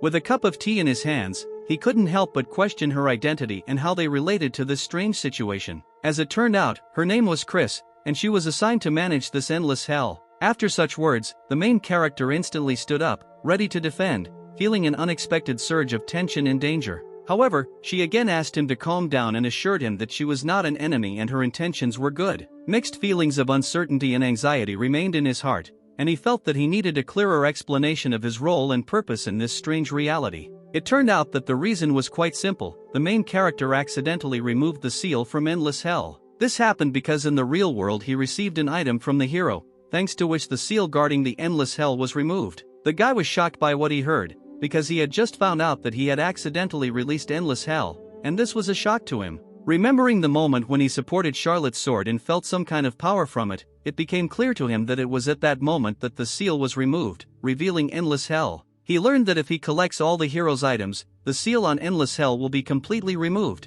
and he will be able to return to the real world. Ryuuou began to think that a joint effort with Charlotte could be more effective and safer than a solo search for an unknown hero whose fate he knew nothing about. He was confused, wondering why the girl who seemingly ran this place was willing to reveal information to him about how to unseal the Endless Hell. Chris admitted that the goal of Endless Hell has already been achieved, and now it seemed strange to her that this hell still exists, and she decided to help Ryuuou to rectify the situation. The guy was completely bewildered and could not understand what exactly the girl was talking about, since the information about the purpose of Endless Hell was unexpected for him. Ryuuou felt even more puzzled and unsure of what was happening after learning that the girl had no right to reveal information about the purpose of the Endless Hell. After sincerely asking for his forgiveness, the girl tried to explain that she was not allowed to reveal details related to the purpose of the Endless Hell, and that she was ready to help him find the answers together. The girl explained that the main character is not here physically, and that is why he will be able to return to the real world when he collects all the hero's items and removes the seal.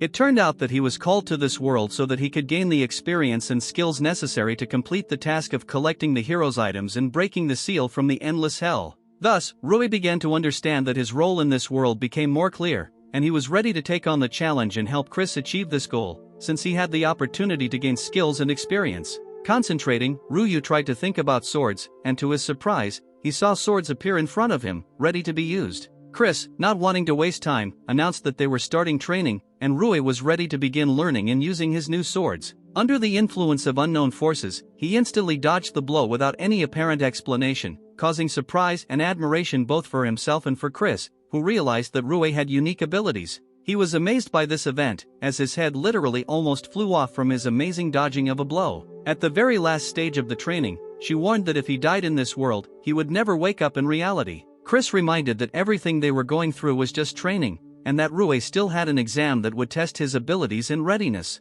Ryuuou couldn't help but notice that the girl, despite her gender, was extremely strong and masterfully wielded a sword, which earned him respect and admiration. Chris noticed that the main character didn't seem to be taught how to use a sword, and decided that they had a lot of work to do to overcome this deficiency and achieve success. He may not have had any experience, but the guy already had some techniques that had been taught to him, and he was ready to use them in battle. He used the shine technique to create an instant flash of light, blinding his opponent and giving him an advantage in battle. However, from the expression on the girl's face, it was impossible to determine that she was alarmed by this reception, and she remained calm. Ryuuou realized that he must use his intelligence and techniques to make up for the speed gap and be more effective in battle. Under the pressure of struggle and stress, his nerves could not stand it, and he decided to use his super enhancement to increase his abilities and chances of winning. Using his super boost, he unleashed a powerful blow, putting all his strength into it, in an attempt to turn the tide of the battle in his favor. Ryuuou's strength and determination impressed even Chris, and the battle became much more intense and interesting as both fighters fought for the top hand.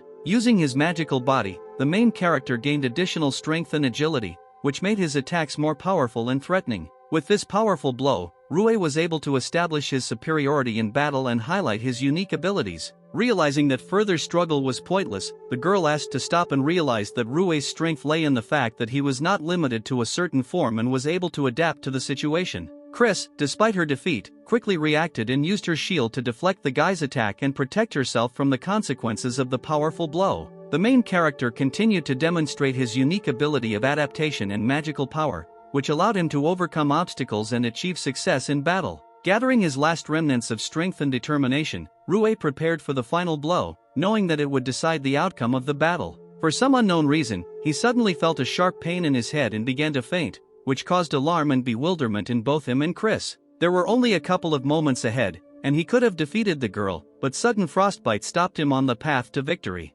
Chris, however, had no intention of killing him, and his little body did its job to protect him at the moment when he was in trouble. Sakura, symbolizing beauty and renewal, could become a sign of hope and a bright future for a guy who has gone through many difficulties and trials. Chris understood that she relied on the main character, because the fate of the world was in his hands. When the guy woke up, he felt that his whole body was in great pain, probably from the effects of intense training and fighting in an endless hell. Ryuuou noticed that there were no wounds on his body, and he began to realize that perhaps he had never physically been to the endless hell, and this was all happening in another dimension or state. Dimension Cut was explained as an advanced technology mixing magic and Qigong. With an opponent who is his equal in strength, Ryuuou realized that even if he doesn't have a weapon, he can use magic to fill in the gaps in his technique and swordsmanship, making him stronger in battle. Ryuuou had doubts that a girl might be better than him in combat or with a sword, and this could cause some self-doubt. By focusing on ball training, he realized that this was the way to improve his technique and skills, and he was willing to learn and develop to become better. The next day, when the guy came to school, he was immediately greeted. They all had nothing special to do during recess, and they decided to spend this time in a friendly conversation, discussing past events and future plans. Ryuuou looked into the distance, his gaze rushed into the endless expanses, and suddenly his attention was attracted by the presence of someone who had already arrived. Yuri's same bodyguard, whose job it was to ensure the safety of his boss, felt surprised when the young man expressed his need for his help. With bitter sincerity in his voice, he told how he was once again kicked out of the place where he had found temporary refuge. Striving for self-improvement, the main character expressed a desire for that same bodyguard to teach him the art of wielding a sword. To improve the effectiveness of his training, he decided to turn to Charlotte asking for help. In this chaotic duel, where Charlotte attacked with a sword and the guy tried to defend himself, the main character felt an urgent need to learn both attack and defense in order to become a true master of the sword. With pride and determination in his eyes, the guy admitted that he would pass on the ancestral technique known as the King's Defense Sword. Thus, an exchange of knowledge and skills began, where the main character became a teacher in the art of magic for Charlotte. He silently watched as those around him strived for excellence, and he could not help but notice that their zeal began to have an effect on him. Of course, Ryuuou happily accepted this dynamic atmosphere and most likely wanted to become stronger by accepting the influence of others into his character and improving with them. Thus, they decided to apply their efforts moderately, moving towards their goals and excellence together, supporting each other along this important path. The main character lent his support to the guy in his aspirations and endeavors, standing next to him, ready to help and inspire him to achieve his goals. After some time, the main character again found himself in endless hell, where he continued his training, striving for perfection. This time his outlook was more confident and he approached his training with more determination and self-confidence. This visible progress in his efforts encouraged not only him, but also those around him, including the girl. He became much better and was even able to injure a girl, which was a clear indication of his improvement and the growth of his fighting skills. She noticed that he had begun to train and realized that his persistence and determination in the process had not gone unnoticed.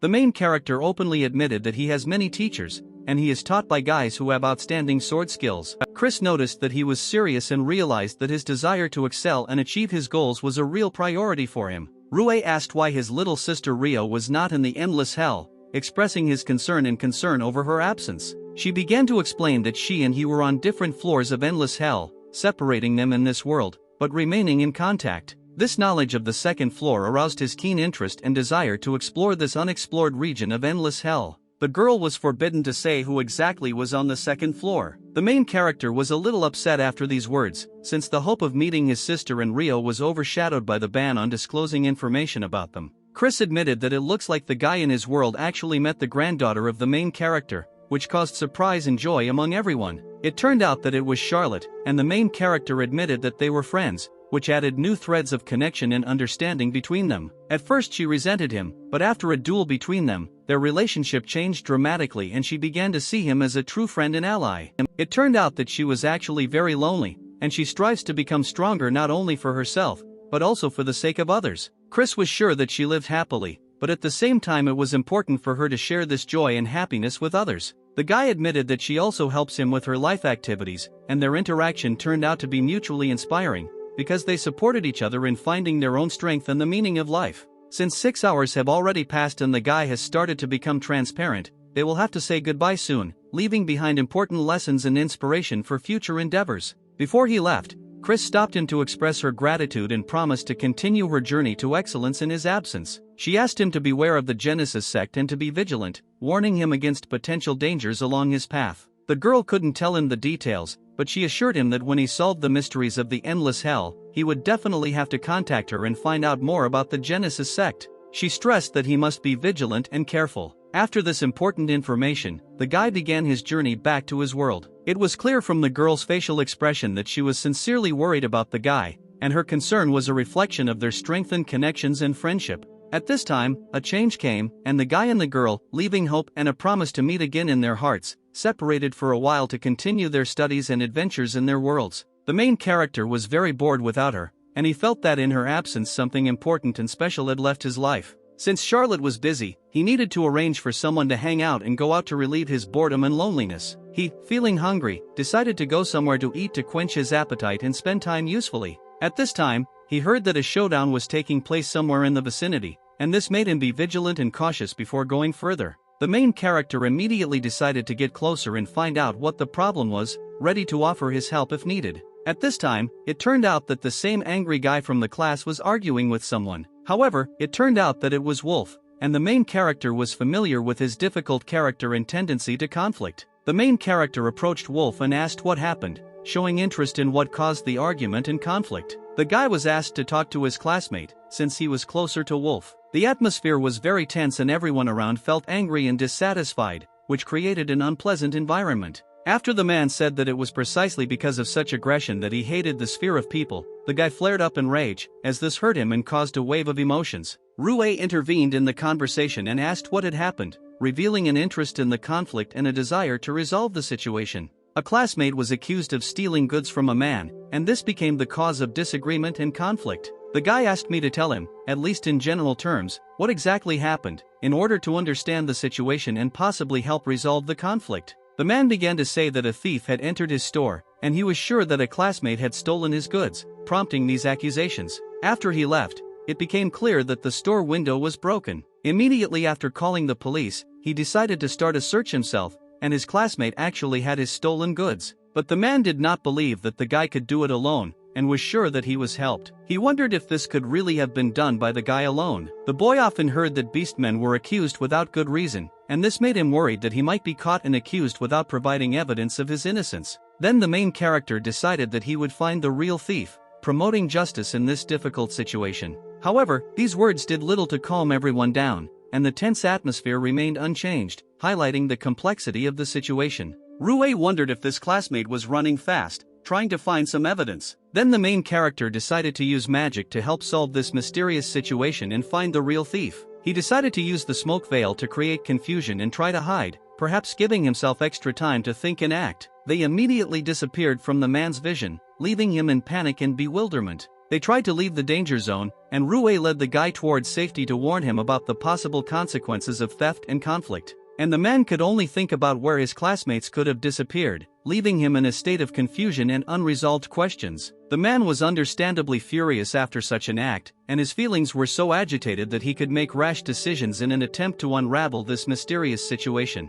He immediately began to get angry at the men standing nearby, because they could not prevent and did not see how his classmates ran away. They could not understand what to do now, faced with growing chaos and unexpected developments. They decided that they just needed to ask the academy for help, how to seek help from competent persons. One of them had to go ask for help, while the second began a search to deal with the situation as effectively as possible. All this time, classmates sat on the roof and watched everything that was happening, remaining in a safe place so as not to get into the center of the conflict. At such a dizzying pace, the protagonist, like an arrow, might even attract the attention of a local group of knights, whose determination to hunt him would only increase the tense situation in which he finds himself. The guy did not fall into pessimism, on the contrary, his determination was at its best, and he sought to find the criminal as quickly as possible. Wolf felt a little wary about this whole situation. He could not understand why the main characters got involved in this adventure, and a certainty arose in his mind that the mysterious individual they encountered was hiding some mysterious intentions.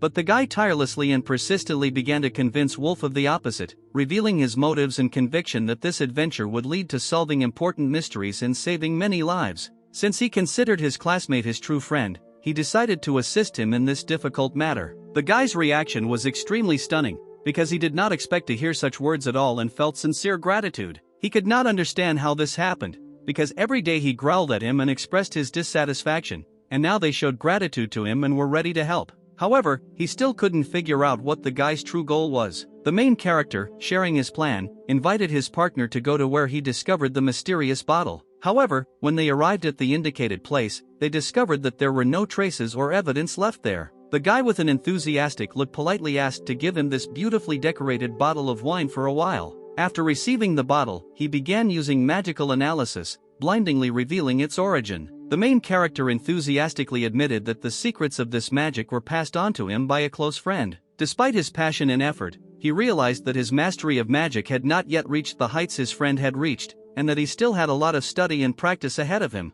The main character, through the magical atmosphere, suddenly explored something and broke the silence, inviting the assembled company to go somewhere, as if expecting an important discovery or adventure. Without explaining anything to his friend, he resolutely continued to run away, as if rushing towards something urgent, leaving him bewildered and intrigued. Wolf, closely watching what was happening, noticed that Ryuuou was moving at such a speed that seemed inhuman, which caused his surprise. After these words from Wolf, the main character accelerated even more, as if embodying strength and energy. After some time, as if called by an incredible force, they found themselves in place. The footprints they noticed led inside the building, as if inviting them to explore the secrets hidden within its hideout. After some thought, the guy decided that in this situation it was better to return the bottle, because he felt that the upcoming exploration of this mysterious place could take a lot of time and effort. Wolf, stunned by the development of events, could not understand whether this was the very barn they were looking for, or whether another mystery had opened up before them. The main character couldn't wait to get inside, as if his heart was beating in unison with the secrets hiding behind these doors.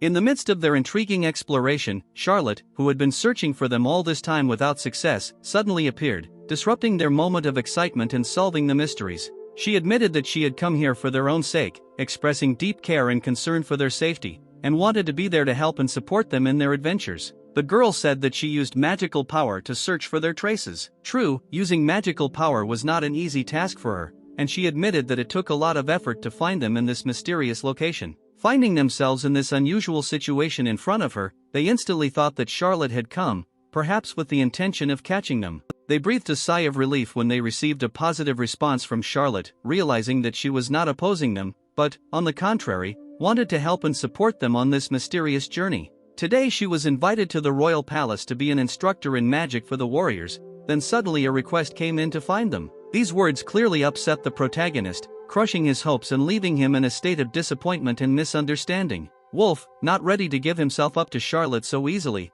felt an inner rebellion and determination to continue the research. However, from the girl's reaction it was clear that she was not very serious about catching them, and perhaps even shared their desire to explore this mysterious location. Then she suddenly decided to help them completely, as if changing her original intentions. After her decision to help, the main character hugged his friend tightly, feeling deep gratitude and joy that they could explore this mysterious world together. She was very embarrassed by this unexpected hug, but at the same time she felt in it the warmth and support that she had needed for a long time. Wolf decided to attract attention and began to talk animatedly, as if trying to alleviate the awkwardness of the moment. He could not understand why the girl decided to help them, because she was the granddaughter of a hero and her valor could suffer if she continued to help such a beast man. She asked them not to consider his words nonsense, explaining that on the contrary, abandoning people in trouble hurts her valor, and her decision to help does not depend on how he is in her eyes.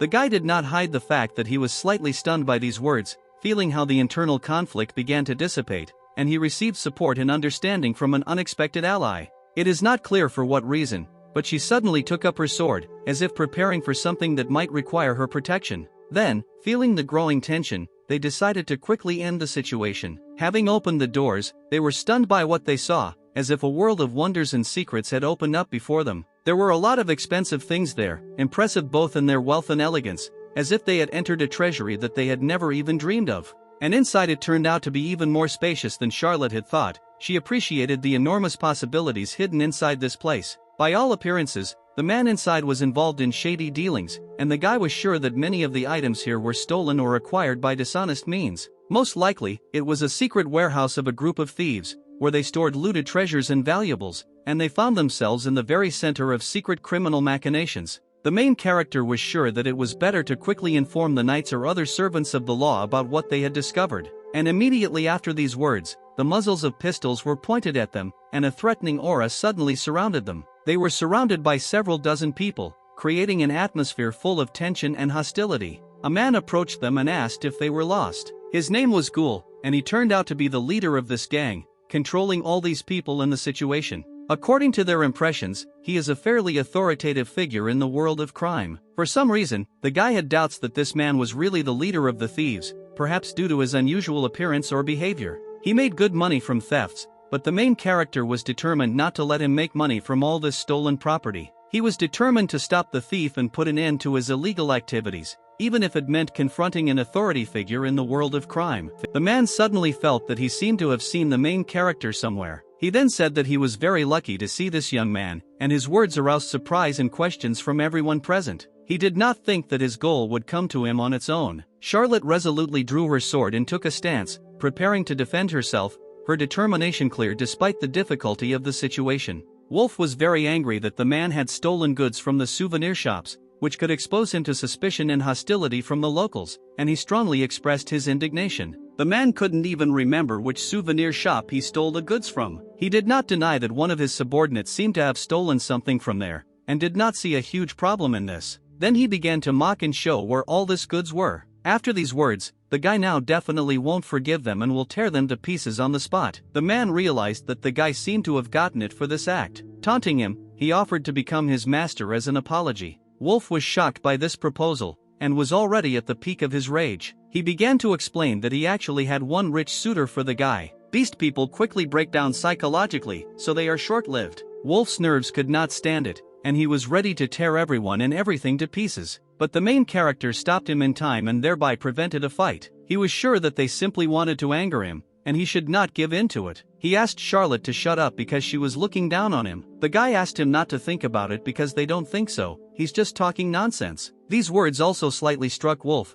because he had apparently never heard such a thing before. After that, he really calmed down a little and came to his senses. The main character hoped that the guy had learned his lesson and understood everything. Wolf's gaze switched to Ryuuou's bloody fist. He admitted that he would repay the man for insulting his friend. The man ordered his subordinates to deal with the guy because he sees him as a huge problem. The excitement for the fight lit up in their eyes. In addition, the man asked not to hit Ryuuou in the face, thereby mocking him. The man realized that if he sold it to perverts who loved cute boys, they would pay a lot for it. It sounded disgusting. But after some time, the man's gaze changed very sharply. He was scared. His subordinates' fingers were broken in every possible way. The main character used a technique called golden shell, and also finger removal. The man was very frightened by this and could not understand who was standing in front of him. Well, the main character was calm and noticed that the man's gun began to shake. In turn, he tried with all his might to show that he didn't care and was calm, and then he completely ordered to open fire. Well, the guy had an idea of what to use to protect them. He used a move called the crane. It was the first time Wolf had ever seen such a technique,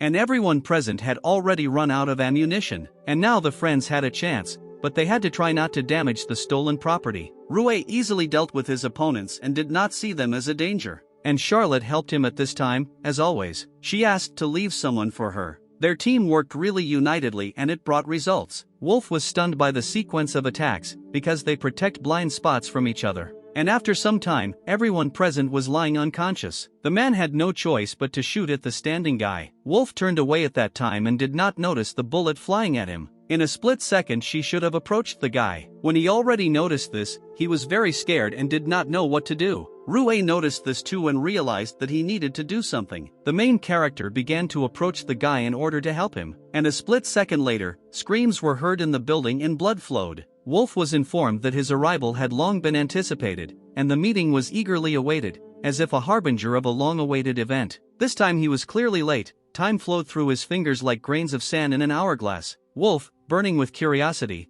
could not comprehend the reason for his invitation. He was led outside, seductively hinting at something mysterious. The guys sought to demonstrate to their peers a creature like Wolf. Then, gun barrels were pointed at him, creating a tense moment like in a cinematic scene. It is unclear for what reason Wolf was informed that he had been lucky, and at that moment it became clear to him that they were simply going to put him up for sale as a product. Their intention filled him with disbelief, and he could not realize that their plans were so dark. Being exposed to shock, he gradually turned his inner anxious impulse into a whirlwind of anger. With a mocking grin, the boys asked him if he really believed he could make friends with people. After the incident, Wolf finally decided that he would no longer trust people in order to avoid similar deceptions and betrayals in the future. But suddenly remembering how Ryuuou saved him from a deadly bullet, he realized that even in the darkest moments there is light. Ryuuou justified his action, explaining that for him Wolf is the same as everyone else, and that he does not see any obstacles in the fact that Wolf is not a person. After all people, like fugitives in search of their essence, just like Wolf at the moment, strive to find their true path in this labyrinth of existence.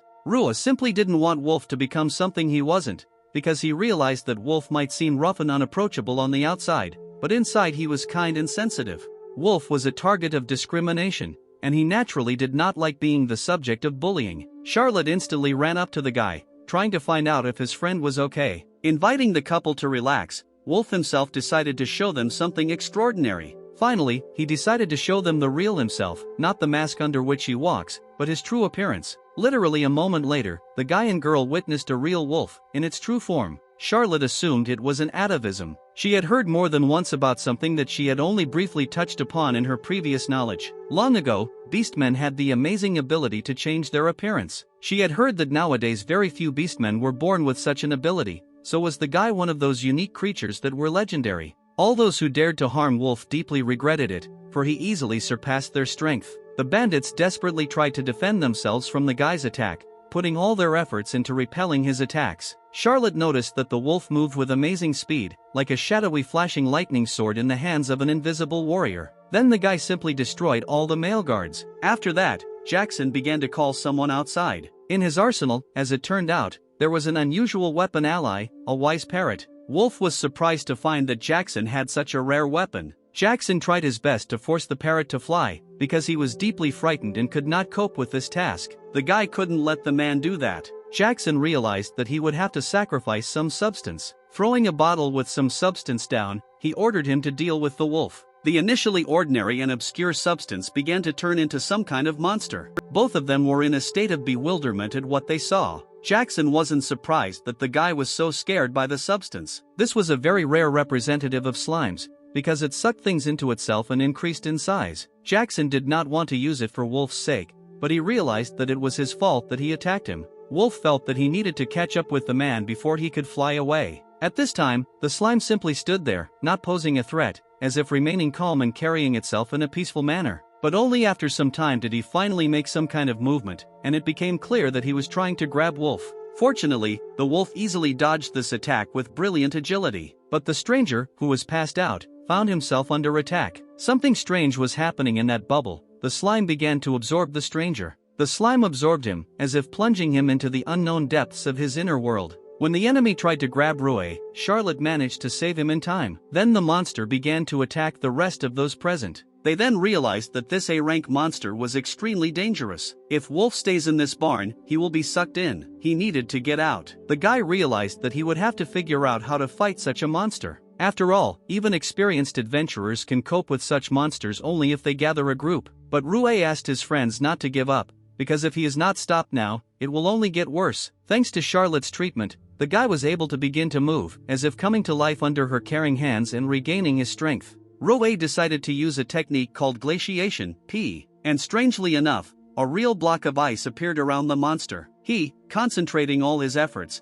tried to get out of this ingenious trap. To some extent, he managed to get out, and he attacked the defenseless and weak Ryuuou at the moment. Charlotte couldn't just stand by and watch this. Then, at some point, it so happened that the monster literally devoured the entire barn. Wolf continued to insist that they needed to escape before it was too late. Well, the guy and Charlotte had a different opinion and began to fight the monster. The girl decided to use the heroic Sakura heart technique. Then, with all her determination, she was fully prepared to attack, as if preparing for an impressive and powerful lunge towards the monster. She, framed by an atmosphere of mystery, conveyed that she entrusted everything unspoken to Ryuuou. Ryuuou moved into action with strong confidence, assuring her that he would not let her down. The monster monolith, under the power of an ice spell, disappeared under a blanket of ice. There was disbelief in Wolf's eyes that they had actually held this giant. They left the ice titan behind only to begin the race in pursuit of Jackson. After this epic battle, Ryuuou realized that his powers had not yet fully returned. With Charlotte among them, amid the echoes of the battle, it was argued that Jackson had gone far ahead, hiding in the shadow of distant horizons. Wolf, filled with confidence, assured that he could catch up with Jackson by following the scent. Showing an unprecedented sense of humor, Wolf asked with a smile if the guy was going to climb on him. With a slight wink, Wolf noted that if the guy decided to do this, it would become a symbol of absolute trust. With sadness in his voice, Wolf noted that he could not yet fully trust all people. Wolf, having weighed his experiences, realized that his characteristics were different from others, and this understanding had accompanied him for a long time. In the original, Ashley felt sympathy for the main character, but due to her position as a widow, she maintained her distance. Charlotte, with her determination, decided to take responsibility for those who were consumed by the slug and set out to deal with Jackson. With an unexpected burst of friendship, the guy climbed onto the back of his comrade, and together they rushed forward. Using a bracelet Jackson found among the ruins of the capital, they deciphered the mysterious signs that opened the way forward for them. The bracelet was decorated with a large stone, and undoubtedly it was not just a treasure. If they sold it along with the mysterious bird, they could get a significant amount. He swore unforgiveness, deciding that by reviving his gang, he pursued the goal of taking revenge on them for all their troubles. Wolf, like a cunning hunter, sensed the man's scent and instantly set off in pursuit. With the news that Jackson had already left the city, Wolf shared the information. Wolf, imbued with a premonition of future events, enthusiastically anticipated the upcoming meeting. With the agility of a predator, he easily began to climb up the wall, like a shadow, slowly and silently. But instead, Ashley said that she would gladly accept his flower. Wolf, standing on the new side of the city labyrinth, asked what they should do next. Ryuuou insisted that they attack Jackson without letting him escape. With a refined strategy, Ryuuou used the medium gravity to approach his goal with irresistible determination. Jackson was faced with a lack of understanding of what was happening, while the guy, enjoying the moment, mocked him. They had to move on to the next stage of their plan. After that, it was all up to the guy, as if he were a key player in their strategy. He began to rise up in front of them, preparing for the next jump, and the upcoming jump promised to change the course of events. With a series of worries and expectations, he took off into the air, fulfilling the promised jump. With a mocking grin, the guy announced that it seemed they had not met for a long time. Jackson was amazed to understand how the guy managed to get to him. Jackson tried in vain to pay off the guy, but he, being principled, insisted that he did not need the stolen things. Even as he began to offer him a woman as compensation, Jackson was aware that the guy remained unforgiving in his beliefs. With pride and confidence, the guy said that all these attempts to pay off were not interesting to him, because he already had his beloved. The guy's next step was to hit the man. Ryuuou used a technique called ground gold shell. The blow was so powerful that Jackson flew up several meters. With this sudden turn of events, they had the opportunity to relax. The main character politely asked the parrot if he could land. Having landed, the guy immediately began to maneuver, calling his friend to look after the parrot. It was surprising to see that Wolf had caught Jackson as he landed. The guy, assessing every word with his eyes, asked if Ryuuou trusted him. With a smile, the main character joked that he was not entirely aware of what the guy was talking about. Now all that remained was to follow Charlotte, because she was still continuing her mission to catch the thieves. Noticing the man's bracelet, the main character somehow thought it was familiar. Wolf, turning to his friend, began to find out if anything unusual had happened. It didn't take long before they found themselves next to Charlotte. At this time, Charlotte really helped all the victims. It is quite natural that the knights came at this moment. Now they were faced with the task of proving Wolf's innocence. This was probably the most difficult part of their job. It was a golden elixir of 9 hardenings, which allows one to increase a person's physical characteristics many times over. The guy expressed his intense indignation at what happened, and his emotions spoke the language of protest and rejection. Yuri expressed his contempt for the thieves, claiming that even his stomach became heavy from their presence. In addition, the parrot, for some reason, also seemed to be alarmed and did not listen. However, in the end, the parrot seemed to hit it off with the guy and became friends. Wolf suggested that, apparently, the parrot expressed a desire to become his friend.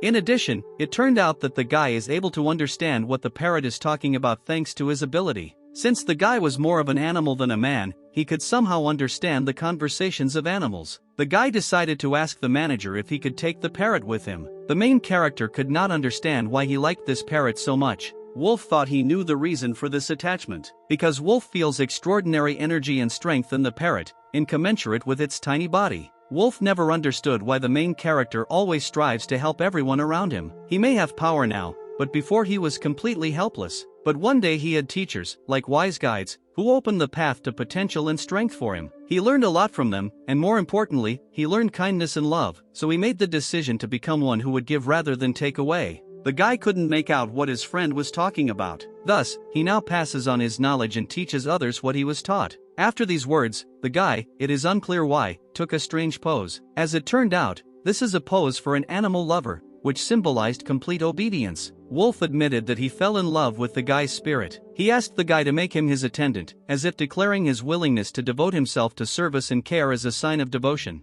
Ryuuou, of course, immediately began to dissuade the guy, claiming that this was a bad idea. Wolf shared that he is also not against a simple friendship with a guy, but in the very depths of his soul he still wants to serve him. Ryuuou agreed to the guy's proposal, but added that, nevertheless, he would always address him as a friend. Charlotte was happy with how the guys became friends. She asked her friend for forgiveness, suggesting that perhaps their friendship had a connection with discrimination against beastmen. The ogre sought to end discrimination, but died halfway. This work should have been completed by his heirs, but, unfortunately, they did not have the necessary abilities. Charlotte, wanting to end discrimination, apologizes for the misunderstandings. The guy thanks Charlotte for thinking about his race. He begins to explain that the issue is not only Charlotte's ancestors, but also that his own race bears its share of the blame. He said that through their conversation, he realized the need to study each other's races more deeply. Thus, he expressed his belief that just as he was studying his race, humans should also pay more attention to studying the beast people. Charlotte assured that she would definitely try to contribute to promoting this idea.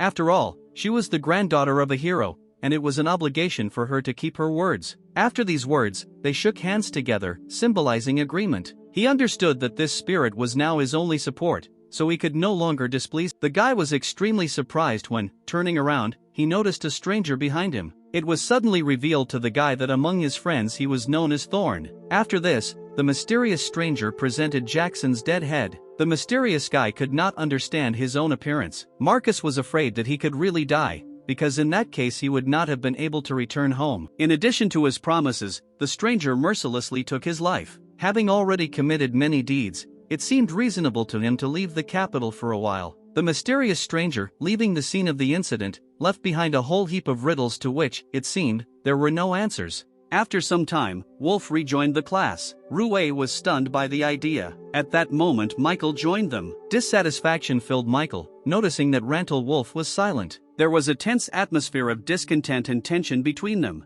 In this situation, Michael initiated everything that happened. In response to Michael's initiative, Wolf decisively offered him a duel. All classmates responded to this challenge in order to witness this unusual confrontation and decide who would emerge victorious in this duel. Charlotte came to the decision that things would probably be easier for them after the duel and therefore there was no need to interfere. The moment Yuri entered their circle, his eyes showed determination to share something important about the bracelet. Once in the spotlight, the bracelet was not stolen, but the secret of its creation and purpose remained mysterious. Having debunked the mystery around the bracelet, it turned out that it was an extraordinary artifact, the bracelet of the ogre himself. Yuri had a hard time accepting the reality that such an important bracelet was in front of him. The girl asked to look at the inside of the bracelet. A flower was engraved on ogre's things. Having discovered that the bracelet was a family secret, Yuri sought to keep this information secret. The main character suddenly realized that in front of him was exactly the key that was mentioned to him. At that moment, his feelings did not deceive him, and he turned out to be right, as if his intuition was leading him to the truth. Politely, he asked to be given this bracelet for a while. If Charlotte did not object, then Yuri expressed his agreement, as if all members of the group began to realize that this bracelet could be the key to solving many mysteries. The guy decided not to remove the seal right now, preferring to leave it untouched. Charlotte, flushing easily, inquired, with a slight hint of irritation, why he needed the bracelet. Charlotte, without showing indignation, only asked to indicate the time when he could tell. He politely agreed with her proposal and agreed to share when the right moment came. In addition, Yuri was also interested in finding out why the guy needed this bracelet. Late in the evening, his friend the parrot came to the main character. Wolf claimed that this parrot had wisdom. According to the residents, this parrot also won their favor. Now the guy decided to start studying the bracelet. As he put on the bracelet, suddenly a blinding light flooded his surroundings. He wondered what floor he was on this time, and perhaps he was about to encounter a hostile presence. But to his surprise, after a long time, he finally discovered his sister, Alice. At that very moment he was overcome with excitement. With caution, the girl asked if Ryuuou was really standing in front of her. He responded positively, bringing joy to her heart. Both were overjoyed to finally meet again. Alice was indescribably glad that they were together again. The sister's friend reminded the main character that, as always, he also did not remain indifferent. But he could not understand what she was talking about, because she herself was also crying. Brother and sister continued to look at each other after a long separation. Over a cup of tea, Ryuuou shared his story, telling what happened during all this time. Her hug was so tight and strong that she literally squeezed him between her breasts. Alice's friend, already smiling, took the guy from the girl herself. Ryuuou, in turn, even thought that at this rate he might suffocate. She asked him if he thought she was better than Alice. Ryuuou asked if Alice was angry that he found himself a girlfriend. Alice, with a slight smile, explained that her words were just a cheerful manifestation of good intentions. Lucy, with a peaceful smile, stated that she did not get angry over such little things, adding that in her opinion, friendship was more important. In addition, Lucy noted that her joy would not be exhausted only if Alice consciously avoided such actions. Having met again, Ryuuou invited them to share their knowledge, expressing a desire to learn something new from them. Then, completely at a loss, Alice decided to amaze Ryuuou by starting to demonstrate complex and incomprehensible techniques to him, revealing to him a world of unique techniques. Lucy, naturally, did not lag behind her friend, and happily shared her amazing methods and techniques with Ryuuou. The three souls, reunited, were filled with joy, realizing that they were united again. Sparks of contentment flickered in each heart. Ryuuou, immersed in the learning process and absorbing knowledge from Alice and Lucy, gradually became transparent. Concerned and surprised, the girls could not unravel the meaning of this transformation, and they begged Ryuuou to explain the mystery of what was happening. Ryuuou began to explain that his physical body was in the real world, while here, in the dimension they met, only his soul remained. It is because of this that, after 6 hours in an endless space filled with knowledge and trials, he returns back. Now, with the awareness of the secret of Ryuuou and his travels between worlds,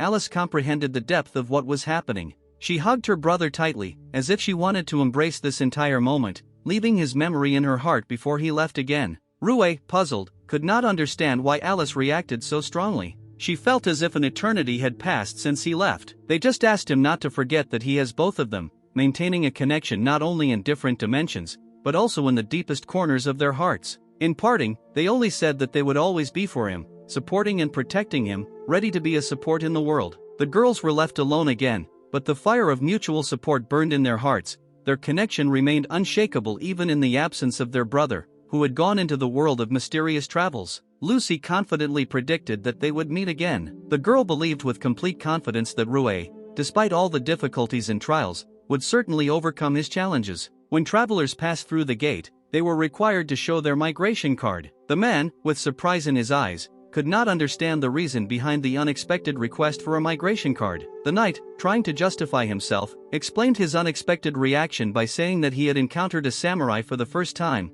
turning his gaze admiringly and a little embarrassedly to this representative of a different military tradition. The man was asked, with curiosity, for what purpose he went on this journey. He replied that he had work to do, but emphasized that this was not an easy job. Upon entering the classroom, Ryuuou happily greeted everyone, spreading a positive mood around him. His greeting was reciprocated with a welcoming response that brought warmth and friendliness back into the classroom. Silently to himself, he wished Iris good morning, sending quiet but sincere wishes to her. He was always intrigued by what Iris liked and wondered curiously about her preferences. A classmate approached Iris to ask about something. With an icy tone, she asked if the girl did not realize that she was being ignored. On the contrary, the girl was glad that Iris seemed to have finally spoken. Everyone in the class had already become friends, and only she felt the wall separating her from the others. Ryuuou was eager to make sure there was at least some chance of starting a friendship with her, and his eyes flickered with determination to overcome the wall of misunderstanding. Ryuuou was approached asking for help with his homework. However, it is unclear for what reasons their gaze went into the distance. Lying on his desk, Ryuuou was dying of boredom, immersed in the monotony of the educational process, dreaming of adventures and unknown worlds that could brighten up his day.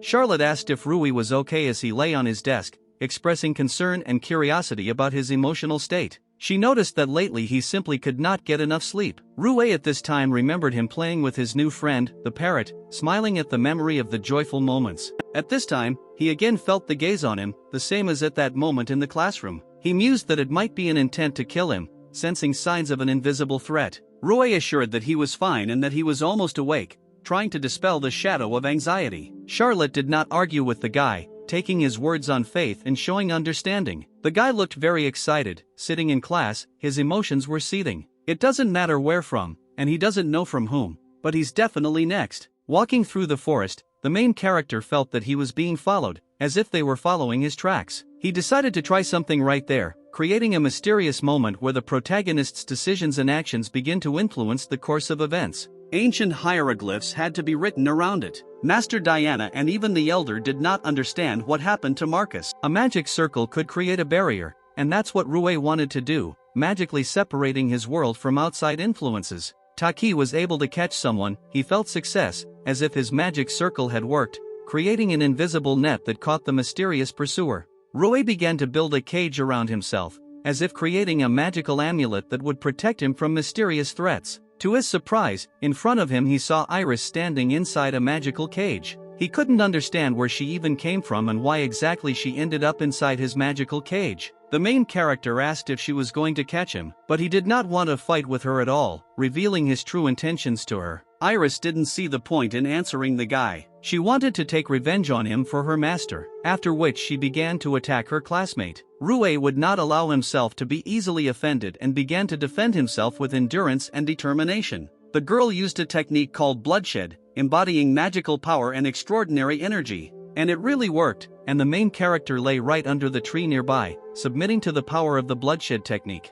Now she avenged her master. Her attack led to victory. Ryuuou, on the contrary, began to smile and said that his arm still hurt, bringing a touch of irony and playfulness to the situation. Iris couldn't understand how the guy could get up. This time she was serious about finishing off the guy and used the bloody scythe. Her gaze was confident and cool. A split second later, she began to attack the enemy. Easily dodging the attack, Ryuuou danced among the glowing fragments. Noticing Ryuu's deft movements, Mistress Iris caught something unique in them. Ryuuou, like the wind, easily dodged the attack, noticing how Mistress Iris was watching him with curiosity, and, slowing down the girl's steps, politely asked for an explanation. Erupting in rage, she realized that the guy, by not recognizing her, had become the source of her disappointment, and the fire of rejection flared in her eyes. Developing further, it turned out that her owner, who became the object of Ryuu's attention, turned out to be not just a woman, but a demon queen. Hearing that her owner was a demon queen, Ryuuou was momentarily in a state of slight shock. Ryuuou realized that his sister, who seemed ordinary in everyday life,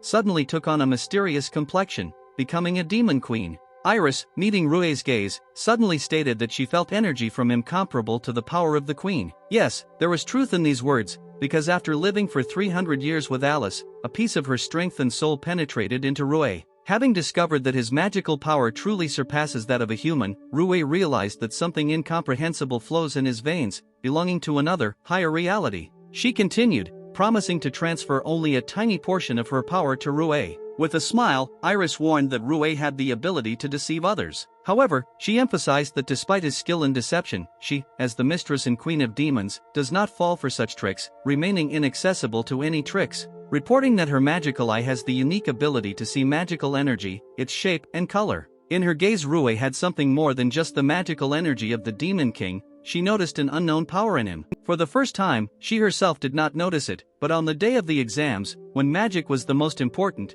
she felt that there was something outstanding and mysterious in Ryuuou. Watching him closely during exams, she noticed how skillfully he wielded black magic. Then Ryuuou, feeling her gaze, suddenly realized at what point he used black magic. Stunned by the flow of new information and internal discoveries, Ryuuou felt a slight shock. He was lost in questions about who Iris even was, who turned out to be the mistress and queen of demons, with so many mysterious and hidden abilities. Having decided to reveal her secret to the guy, Iris was ready to meet him and tell him who she really is. Iris revealed that she was one of the great demon queen's subjects and a vampire, revealing her true identity. Ryuuou was undoubtedly shocked by such unexpected news. The main character, experiencing a mixture of feelings, dared to find out if this girl was the very vampire he had always been looking for. Iris said that due to the small number of their relatives, they are on the verge of extermination. Having unraveled the plan of fate, Iris said that their family was saved from extermination by the guy's sister. Studying these new details, the main character came into increasing shock. Realizing that Alice, his sister, is in hell, the main character realized that finding her becomes an even more difficult task.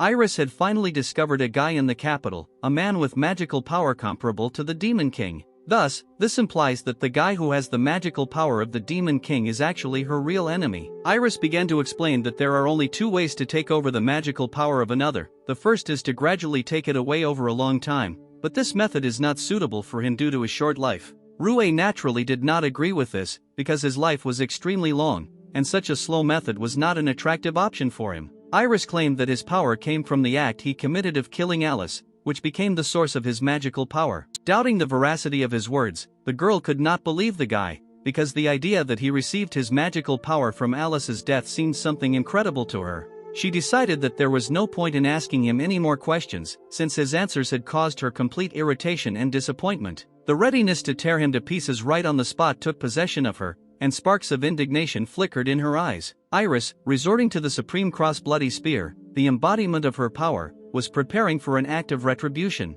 The guy did not show much nervousness, as he believed in his strength and confidence that he could overcome all difficulties and win the upcoming fight. To ensure his protection, he activated the Satanic Ray, the embodiment of dark forces, ready to answer the challenge and take his side in the fight against the powerful Iris. In the blink of an eye, the bloody spear disappeared as if it had never existed. The girl refused to believe in his real power, as the idea of his strength was distorted in the eyes of her perplexed mind. From that moment on, she fell to her knees, facing invincibility and shock. Iris could not fully unravel the mystery of who he really was, remaining in the dark about the true nature of his power and essence. The main character began to explain that he was the same as the girl, trying to save her queen. Both, having finished the storm of clashes and conversations, sat down on a snag in the forest, surrounded by silence. The girl could not accept into her reality the truth that her queen was really alive. Ready to answer for her actions, she was ready to accept any punishment assigned to her for her actions. Instead of suggesting punishment, he suggested they work together to save his sister. To console her, he promised that the issue of punishment would be resolved after they worked together to save his sister. Realizing that revealing the fact of the lives of both kings could lead to war, they realized that it was necessary to be extremely careful and tactful. At this point, the protagonist realized that revealing this information would make it difficult to seek help from anyone else. However, this did not mean that everyone around him would automatically become enemies. There were those who could understand the difficult circumstances. As it turned out, all this time other vampires were watching them from afar. a man named Bruno appeared in front of the couple. Bruno revealed that even after 300 years, the Demon King remains the only master for this couple. The man, without wasting time, immediately asked the guy to make them his subjects. Bruno admitted that before this they did not have the slightest clue, but after 300 long years they finally met the bridge to the Demon King. Bruno revealed to them that Ryuuou was their last hope, like a clue. To the surprise of everyone, the guy easily agreed to their proposal, as if confidence had awakened within him. Iris, feeling responsible for the noise of her partners, asked the guy for forgiveness, trying to maintain calm. She explained that all her partners were simply extremely happy. The main character was also glad that he had more friends. The girl sincerely admitted that she hopes to continue working with the guy. After all the incidents, the guy decided to take a little rest, giving himself the opportunity to think about what happened. Ryuuou, who remembered in a dream that his room smelled very tasty. In that case, since he was unlucky enough to educate the younger students, he would go and take care of it. In front of him he saw a girl standing and cooking. On the edge of a spring morning, when the rays of the sun gently embraced the earth, Iris mysteriously greeted the guy. With a look full of tenderness, Iris told the guy about her culinary plans, promising him breakfast. The main character was curious what Iris was doing in his room. Ryuuou had to wait for an explanation of how the magical girl Iris entered his world. Iris explained with a slight smile that she was meant to be his assistant. Iris handed him her creation on a plate. The gaze is fixed on the table, and the breakfast prepared by Iris really looks appetizing: bright colors, exquisite aroma and variety of dishes. The main character, enjoying a magnificent breakfast, sincerely thanked Iris for this banquet. When he finally decided to try something with his own hands, the main character realized how delicious it can be cooked. In the atmosphere of the class, the girl decided to reintroduce herself. This time she introduced herself as Ryuuou, once again rebelled and whole. Of course, everyone in the class was shocked by this unexpected news, and there was a flash of amazement in their eyes. And so, among the surprised looks, Charlotte stood out with her displeasure. With her appearance and facial expression, Charlotte literally conveyed to everyone that she was deeply unhappy with this situation. There was a knowing look on Iris's face, as if she had knowledge of what the guy was going to do. At this moment, Iris intervened, deciding to hug the guy fully. Ryuuou, making every effort, tried to reconcile Charlotte and Iris, protecting them from unnecessary disagreements. After some time, they finally calmed down, found a common language, and sat in class. The guy decided that what was still to come, written on the board, was already important, and he peered into the next chapter. The teacher stood in front of the class, arguing that it was not the race that was important, but those who had overcome the wall of power, receiving a special mark. When its owner becomes stronger, it transforms into a golden royal mark. When the teacher asked who knew anything about this royal mark, one of the boys energetically raised his hand. He began to explain that when it comes to the special royal mark, the Dragon King and the Demon King come to mind. As Demon Kings, they become the embodiment of fierce power, their power piercing the darkness and causing trembling in the hearts of those who dare cross their path. In a martial arts tournament, participants will fight the previous Demon King, and the winner will join the ranks of the elite. Of course, in this fascinating story,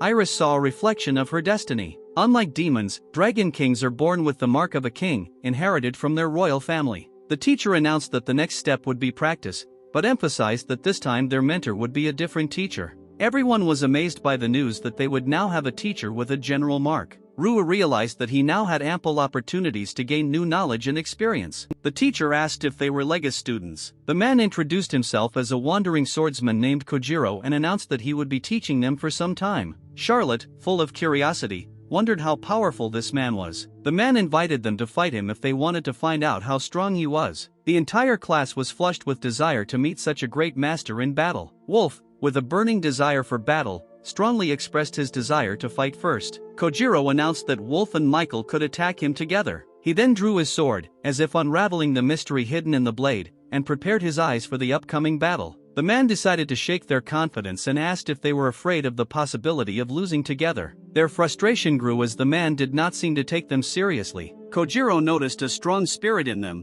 and he became interested in what would come of this fight. Then he announced that he was ready for battle, a gleam of determination flashing in his eyes, ready to test their strength. Next, the man pushed off from the floor, as if flying into the air, and in his movements one could already read the grace of an experienced warrior, ready for battle. Wolf didn't even have time to react when the swordmaster approached him like a shadow, silently and efficiently. Wolf's strike, compared to the swordmaster Chojiro, seemed surprisingly slow. Michael could not afford to lose this battle. Then he completely used a technique called a bomb to introduce surprise into the battle. At this point, the man had already admitted that the situation had become a little dangerous. They were furious when they saw that even a few blows did not reach their target. Now they are preparing for a new attack, as if the moment of truth is approaching again. Wolf gave him advice to bite his tongue during a fight. With ease, Kojiro dodged the guy's attack, making it clear that for him such attacks were just an easy testing phase. And then, with ease and skill, he threw Wolf several meters away from him. Michael could not give up, because that would mean that his dignity would suffer. He stood resolutely, ready to accept the challenge and continue the battle. He was ready to use his strongest magic. Michael was slightly surprised that the man did not try to defend himself, but decided that if so, he would try to attack harder. The guy decided to use his superior radius bomb, but Kojiro still continued to stand motionless, as if his equanimity and steadfastness were a strong shield against the oncoming whirlwind of magic. After a while, a smile appeared on his face and he was ready to strike. And just at that moment, he did what he had in mind. Michael could not believe what was happening, as if the world around him was distorted, reflecting the improbability and unexpectedness of what had happened. The man asked if they could continue by making them want to go further. But Michael ran out of strength and the desire to continue disappeared. He realized that he had lost, and, in the end, gave up. Everyone present was shocked that the man defeated them so easily. Ryuuou was confident that now, after this fight, he would become better. The protagonist took the sword in his hands, as if feeling the weight of the weapon, preparing for the next challenge that would take his skills to the next level. The man noticed that the main character had again tensed his shoulders too much and advised him to move the weight lower, sharing his experience and suggesting how to improve his technique. The man admitted that before he was a nobody, but for a clearer understanding he added that now he is confident in his abilities and knows who he really is. His persistence gave him a mark, like a badge of achievement that showed his journey and efforts in becoming someone important. The man decided that his task ahead would be to train the prince. James said that he personally trains the prince, and the man does not need it. There was clearly tension between the two of them. The guy said that this was his duty, and he could not do otherwise. But Yuri said that the guy should not worry. Kojiro did not interfere further with all this. When the man asked if anyone else wanted it, Michael and Wolf immediately extended their hands to him. James didn't think the man was bad, but he couldn't let others get close to the prince without doing something special. Yuri was glad that he had such a guard. Ryuuou realized that they really had a strong connection. The main character said that today James will teach him. Kojiro still suggested starting training. Ryuuou was clearly alarmed. He didn't look the best, and he didn't do a good job of hiding it. He could not understand how such a situation could happen. He was sure that this should never even happen. Charlotte couldn't understand why Iris always goes with him. Iris insisted that she should be with the main character and advised Charlotte to think about her rebellious behavior. Usually Wolf was also with them, but this time it was an exception. The main character was asked how he was doing. The same stranger with whom he had met when named Frederick appeared in front of the guy. Ryuuou heard that Frederick had gotten into some kind of squabble again. This was clearly not a good sign for him. Frederick asked the main character who it was next to him. He introduced his girlfriend Charlotte and his girlfriend Iris. Frederick noticed that they were very cheerful. The guy said that he had information that Ryuuou would like. As it turned out, Frederick found a dungeon nearby, not far from them. Thus, he will actually duel with Jimmy, where he will be defeated. But the girl, on the contrary, somehow became wary after that. Frederick decided to tell this information to Ryuuou, because the ruins there could have a connection with the hero whom the guy is so diligently looking for. Ryuu's expression instantly changed. He was ready to plunge into this headlong, and she also hopes that the day when they become enemies because of this will never come. He found the entrance there, but there is a rather strong seal on it. So far no one has entered it, and there is also such a template on that seal. The template really had an unusual shape, and more specifically, the shape of a petal or flower. Jimmy understood that this was all because of Marcus, because he sent Vanessa to him to lure him. As it turned out, this was the family mark of the family of heroes. It was not simple, but truly legendary and meaningful. Suddenly the spirit told him to stop his noise, because someone was coming, whose strength of spirit had almost reached deification. A girl named Kazakh was very interested in what awaited them for the treasure inside the dungeon. Frederick noticed that the girl had a rather unusual manner of speech, and in addition asked where she was from. The Kazakh woman was born and raised in Cuba, and now the guy could understand where she got her dialect from. Charlotte couldn't understand why Wolf didn't go with them today, but as it turned out, today he's training with Michael. After the fight with Kojiro, the two of them began to train very hard and diligently, which was to bear fruit in the future. Just at that moment, Ryuuou noticed Kojiro sitting nearby, whom he remembered a couple of seconds ago. Ryuuou had a bunch of questions and one of them was about what the teacher forgot here. The man admitted that he was told that effective medicinal herbs grow here, so he was looking for them. Jimmy recognized this technique. Ashley used the insidious and dark technique of the cultivators.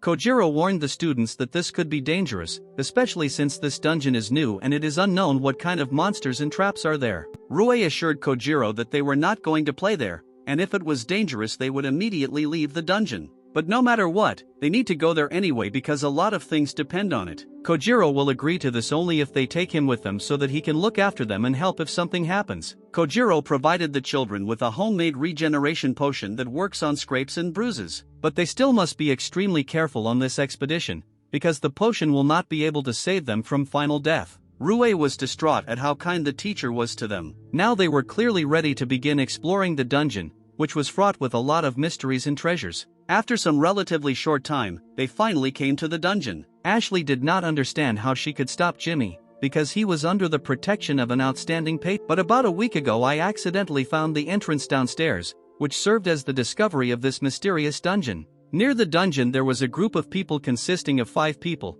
They were diligently trying to find something, but at the moment they were resting. Kazaka shared her opinion that this group of people seemed unpleasant, and she would not particularly want to be around them for a long time. The gaze of the tired men immediately fell on the girl, and indeed their appearance and gaze were not the most pleasant, very angry and cold-blooded. They rudely asked what they needed and why they came here. The men thought that someone had already arrived, but it turned out that they were just children. This clearly made them laugh. The next people they turned to were Charlotte and Iris. They told them that it was dangerous here and it was better for them not to be here, otherwise the consequences could be dire. If they walk here, they will be caught by bad adults. This behavior made Charlotte very angry. Although she did not show the full aspect of her emotions, you could still tell that she was unhappy with it. Iris even said that if they want to flirt, they must first start with taking care of themselves, because their appearance and behavior were disgusting. The man was speechless after such words, as he hoped that they would get scared and immediately run away. The man instantly became furious and even pulled out a knife, saying that the girls would regret not taking him seriously.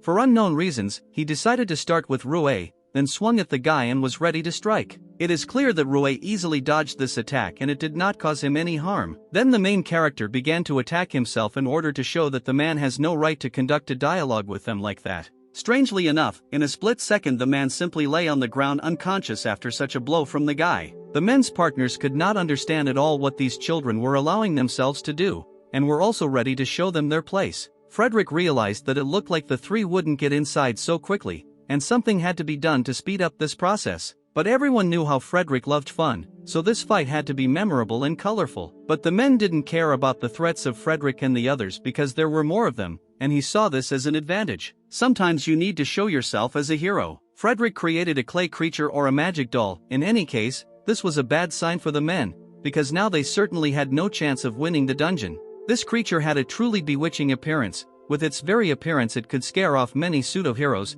as in this case, men. Already trembling with fear, the man said that others should not dare to retreat because they must stand before. The man even managed to hit the creature and slightly pierce its thick ball of clay, but the problem was that after such a blow he simply could not reach his weapon. Frederick commanded the golem to begin battles in order to quickly move on to the dungeon, after which the golem delivered an incredible blow with such force that the earth shook after it. Then the partners saw their friend already unconscious, lying on the floor straight, like that impudent man. Someone threateningly shouted at Ryuuou and Iris not to move. Turning around, they saw in front of them a man holding a knife right in front of Kazak's throat. He asked them if they understood what was happening. And just after these words, not a trace remained of the man's sword. It was not clear who and it was not clear how his sword was simply cut in half. As it turned out, it was the work of Kazak. Because of the noise, her baby woke up. This baby was like an abnormally sized praying mantis, which instantly attacked the stranger. The insect immediately began to attack the man in order to protect the girl. Pointing his finger at one of the paths in the cave,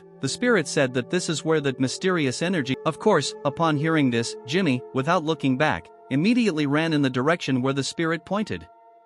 The men decided to attack the opponents, relying on numerical superiority, and their only argument was that there were many of them, and there was only one enemy. It turned out that in that room there was a dark sword of the demonic abyss. Suddenly, many abnormally huge insects appeared. The man was frightened by what he saw, and this seemed quite natural, given the strangeness of what was happening. A group of men were attacked from all sides by insects caused by Kazak. With gratitude in her heart, Kazaka began to warmly express her gratitude to her friends for the help they provided. Charlotte and Iris, noticing the main character, immediately began to find out if everything was okay with him. The guy, rejoicing at the victory over his enemies, realized that it was important that they did not remember them, and now he had to do everything possible to erase his trace from their memory. The main character suddenly began to use an unknown technique. Therefore, today he will force the spirit to realize once and for all who the true chosen one of fate is here.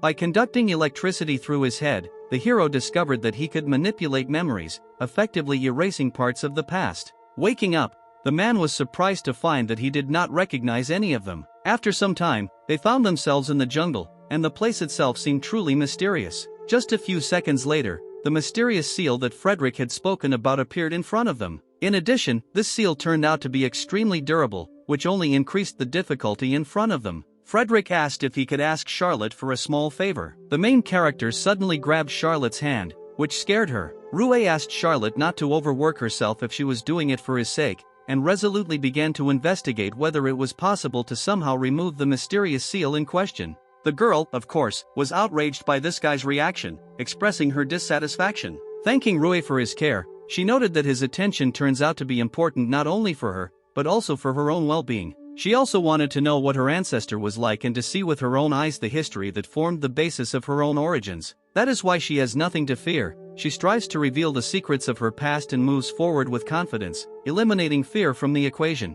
Charlotte then began the process of removing the mysterious seal. After some time, he managed to achieve a positive result, and that mysterious seal was finally successfully removed. At this time, Frederick smiled widely, confident that Charlotte would cope with the task. Although there was nothing special inside, it was thanks to the hero's granddaughter that success was achieved in removing the seal, otherwise all efforts could have been in vain. The protagonist's gaze was gone, and for reasons unclear, he was called out and ordered to stand. Turning around, he noticed 3 strangers standing in front of him. There were now many more people in the jungle than expected. The guy asked permission to join them in the dungeon, expressing a desire to go through unforeseen trials and secrets together. Ryuuou wondered who they were, as he could not allow them to join without understanding their identity and goals in this mysterious place. After apologizing, the guy explained that he didn't want to scare them and introduced himself as Max, the leader of a group called Jackal. The girl with blue hair was called Jima, and she was a thief. Waving her hand, she expressed pleasure at meeting him.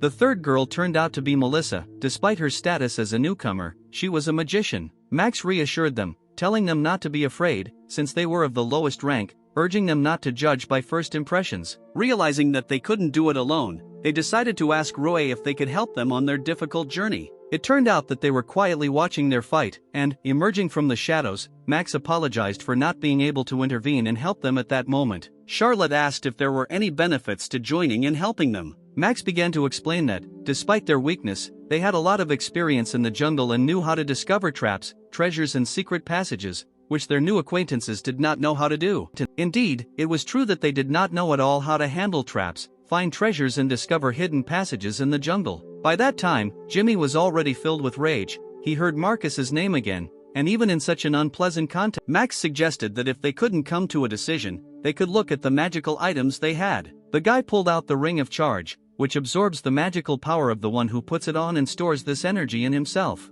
Ryuu's heart was touched by this magical item, and it was clear to him that this treasure would be useful to him in future adventures. As it turns out, the ring drained Max's magical power, but released a portion that did not enter his inner sphere. The next item was the body change medal, which, when hung around the neck, promised to protect against any attack. Kazak was not entirely happy about this because this pendant broke from a light attack. After Max suggested the next item, the main character broke down and gave them permission to join them on their difficult journey. The group was delighted with such news, because now they had a chance to survive in this dangerous dungeon with the support of experienced comrades. Charlotte wasn't sure that everything would be fine and was a little nervous about it, keeping a cautious optimism in her heart. After this, the entire group, now united, went deep into the dungeon, ready for the new adventures and challenges that awaited them. Max warned his allies that if they encountered a strong enemy, they had better run away. As it turned out, the group's true intention was to take all the treasures for themselves. Having caught up with the main character, Max said that he had decided to talk about the jungle. It is better to be careful. In such a corridor there must be a trap,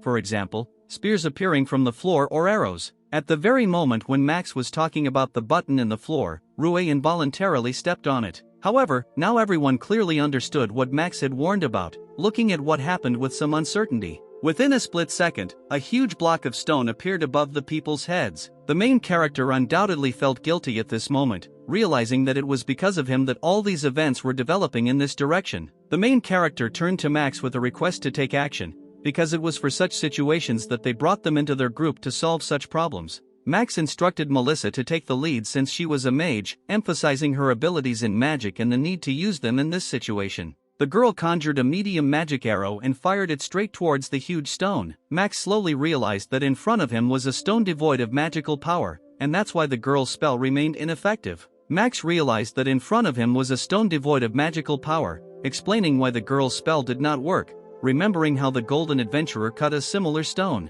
Hearing that the stone could not be broken with an ordinary stone, the main character flared up with enthusiasm and instantly ran towards it, sweeping away obstacles in his path. Ryuuou, after weighing the power of his meteor fist technique, decided to use it to break the mysterious stone, embodying power and determination in the act. The Jackal group marveled when they saw how the guy actually managed to break that mysterious stone, joyfully welcoming success and absorbing the energy of his victory. Iris carefully asked the guy to show more reason in such situations. They have not yet encountered many different traps and obstacles on their way. Sometimes they faced situations where they needed to work together to overcome difficulties. Frederick noticed that they had already come a long way, but still had not discovered any treasure, causing him some concern. The main character said that there was an additional path deeper and suggested continuing research along this route. Maximum understanding may come when they discover a way out for themselves, or they may be able to invent a cunning plan that will help deceive everyone around them. Of course, he felt deep gratitude for the good fortune of meeting such distinguished comrades on this strange journey.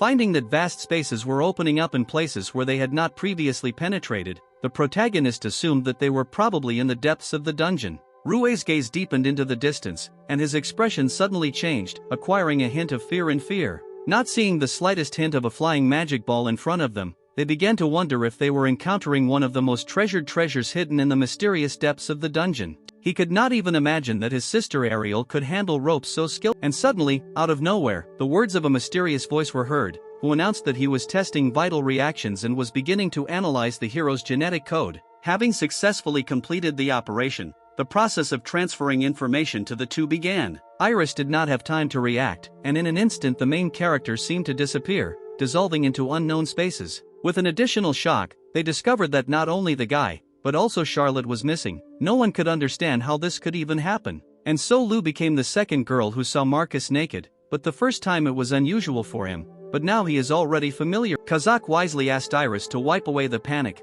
reminding her that calmness is the best ally in solving difficult situations. Iris immediately began to apologize to Max for her unrestrained impulse. Max realized that their disappearance resembled the magic of displacement. They were probably transported to another room. Frederick had an unpleasant premonition of trouble. Frederick noticed that the sphere examined them carefully and then transported two of them. It seemed that it removed them, allowing us to continue on our way, but unfortunately, it left us. The sudden disappearance of his comrades under the influence of a magical sphere, which Frederick had warned about, finally penetrated Max's consciousness. The magical sphere surrounded the two, transporting them into the unknown, while the others remained outside it, unable to join. It was because of this irrepressible decision to end all communications with them that a mysterious rock statue appeared before their eyes, rising like a powerful giant from ancient times. The remaining group of people were confused, faced with misunderstandings, helplessly wondering about the next steps, because among those who left were those who possessed unrivaled strength and wisdom.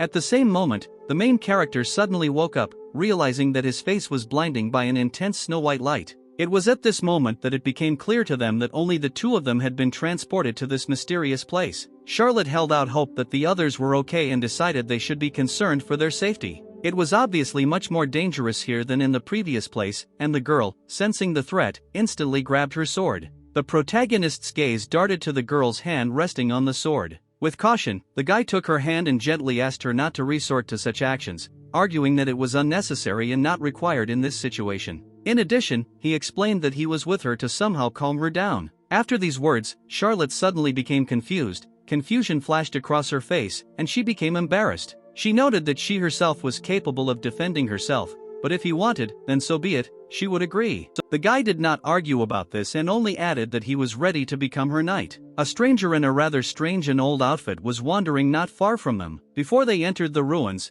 there was no one here, and so this stranger became a mystery to them. With a sword in his hand, Ryuuou asked who was standing in front of them. In response, he announced that he was waiting for those who would take on the hero's legacy and share his intentions. Explaining that he posed no threat, he politely invited them to join, silently inviting them to come towards him. With no other option, Ryuuou and Charlotte decided to follow him. As they moved forward, they discovered something that left them completely shocked and surprised. In front of them lay an extremely ancient painting of historical significance. The painting depicted the majestic ogre hero, his appearance brought to life on an ancient canvas. The ogre was of the third generation, his powerful figure and expressive features remained in amazement of the audience. The stranger decided to answer all their questions in sequence. The answers amazed them, causing surprise not only at the results, but also sharpening their interest in what is hidden in the depths of this mysterious story. He sincerely admitted that his face was in a terrible state. He couldn't even remember his name, but it was because of his rotten face that he felt disgusted with his body. This was the place where Mr. Ogre's data protection was managed, where secrets and important information were kept.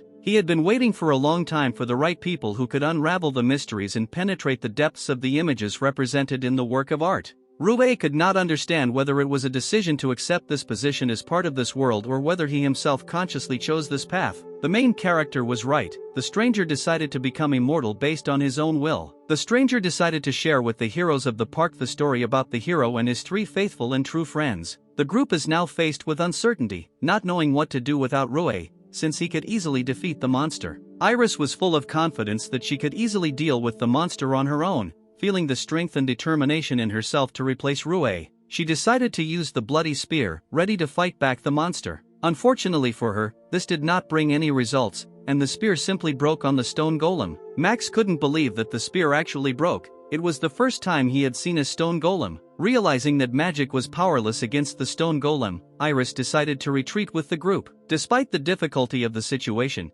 she decided to take a risk and try to strike the enemy. She put all her strength into this blow, concentrating on an instant attack with the hope that it might leave at least some mark on the impenetrable armor of the stone enemy. As expected, this did not help, and Iris simply landed back, realizing that her attempt to break through the golem's defenses had been in vain. Suddenly, Marcus heard Jimmy's voice asking his master to get justice. Fortunately, Kazaka intervened in time and saved the girl, strictly insisting that she stop getting into such dangers. Kazaka realized that they had apparently angered the golem and realized that they should retreat. To successfully win, they would need to attract more allies and join forces. But Kazak was saved by Iris, and she could not understand why she was saved, because her life could simply be sacrificed in this dangerous situation. The Kazak woman only laughed at the girl's reaction. Kazaka said that Iris herself knows perfectly well why the girl saved her. Iris could not understand what Kazaka was talking about, because the answer remained veiled in secret, raising only more questions. Charlotte was amazed, unable to believe that the man had voluntarily chosen the fate of a zombie. Ryuuou felt that if he became a zombie, his life and memory would last forever. Now Marcus was faced with a difficult task. He needed to prove his innocence, and at the same time not lead to Jimmy's death. This only indicated that the man had been alone for 300 years, but he asked not to express sadness, since the fact that they came here is already his reward, bringing him joy and satisfaction. Then he decided to continue the explanation, revealing to them even more secrets and details of his amazing story. The fresco depicts the hero and 3 other people. This is the hero's team, which is considered the strongest in history. This reignited Charlotte's interest as unread pages of their story began to unfold. Information about them remains only here, but his memory seems to be starting to fail. The man decided to start with the one who is to the right of the hero. Her name is Fairy King Titania. There is a fairy village somewhere, and it is there that the Fairy King Titania appears to exercise his rule. Further, to the left of the hero, the king of the 3 worlds Bamung is depicted, who has power over the 3 worlds. Ryuuou asked who the king of the 3 worlds, Bamung, was. The man couldn't remember, and it looked very strange. Charlotte could not believe what was happening and asked the man for an explanation. Bamung was the strongest fighter on the hero's team, giving their alliance incredible strength and skill in battle,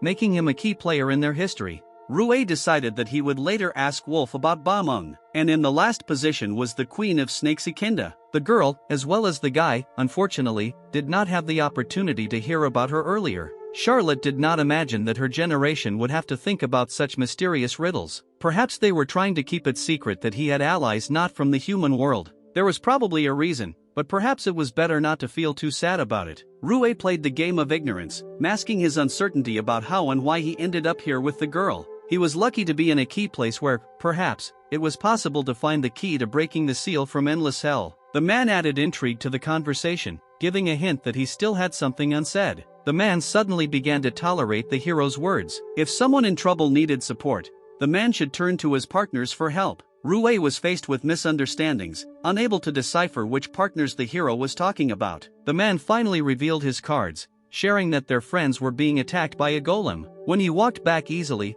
both of them had questions. This was all that needed to be told to the man. He had been waiting for this moment for a long time, but when it came, he suddenly felt lonely. Wrapping his arms around Charlotte, he expressed gratitude to her for everything. In parting, she said that he was a hero, even more outstanding than herself. The man said goodbye with his last words, noting that the blood of a hero flows in the girl. And then, literally, he seemed to crumble, disappearing into space. Having made up her mind, she decided to inherit his desire, as if a spark of determination had awakened in her heart. This meeting and everything that happened became an integral part of her memory. Kazak began to explain why she decided to save the girl. Iris still could not comprehend the meaning of the words that she herself knew why Kazaka made such a decision. Max suddenly interrupted their conversation, warning that it was time to run. And just at that moment, a golem attacked them, threatening to destroy everyone together. So why hasn't he yet taken the initiative and shook his hand and apologized? The girls were ready to escape, because they had the means to escape quickly and efficiently.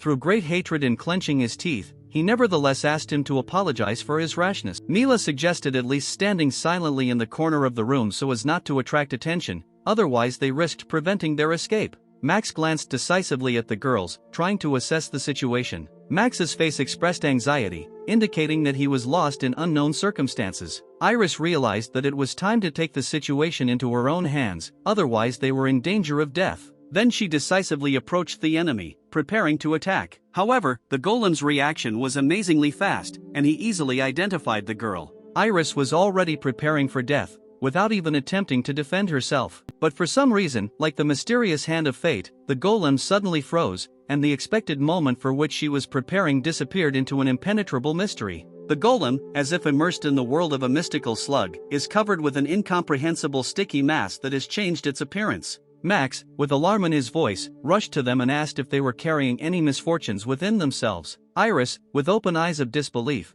refused to believe that they could stand in the way of the golem. The sticky bomb, a mysterious tool of adventurers, had its own special magic, its effect lasting only a few minutes. Iris, with a mysterious smile, offered them a choice: try a drink that hid the secrets of magic, or use a potion. Mila, with concern evident in her eyes, began to deftly bandage Iris's leg. Iris, looking at them in bewilderment, did not understand why they stayed, because strategically it would have been smarter to just sneak away. Max, wisely deferring to Iris's better judgment, refrained from arguing as he admitted that she was indeed right. In fact, it had always been the case that they preferred to leave, but now, perhaps, something about Iris made them stay. They skillfully manipulated other adventurers, turning them into living bait, since they, in their weakness, succumbed to their persuasion. However, after seeing Ryuuou, they wondered if they should embrace this lifestyle. Remembering his childhood dream, Max suddenly realized that he once dreamed of becoming an adventurer. After apologizing, Max stated that even if they themselves did not ask for help, he still decided to help them. The girls also got excited about the idea, eager to demonstrate their abilities and strength to everyone. Now they had a better chance of defeating the golem. The golem came to the idea that setting the sticky on fire could free him from it. Realizing that in this situation it was better for them to give in for now, the girls decided to temporarily retreat. At this time, Max laughed and assured that there was nothing worth fearing. Iris decided to trust the guy and saw him take out the slingshot. Iris flared with anger, realizing that he intended to use the slingshot in the battle with the golem. Max, confident in the correctness of his choice of weapon, remained deaf to Iris's objections. Max boldly fired a smoke bomb, behind which he could hide his movements. The girls were happy that Max would now join their battle. Kazak gave Mila a mysterious potion. Frederick expressed gratitude to the girl and admitted that he did not count on their help. Now they faced their final challenge, an all-or-nothing battle. Max grabbed another smoke bomb and began taking aim. He resorted to using a slippery ball, which allowed him to maneuver around the golem and dodge its powerful blows.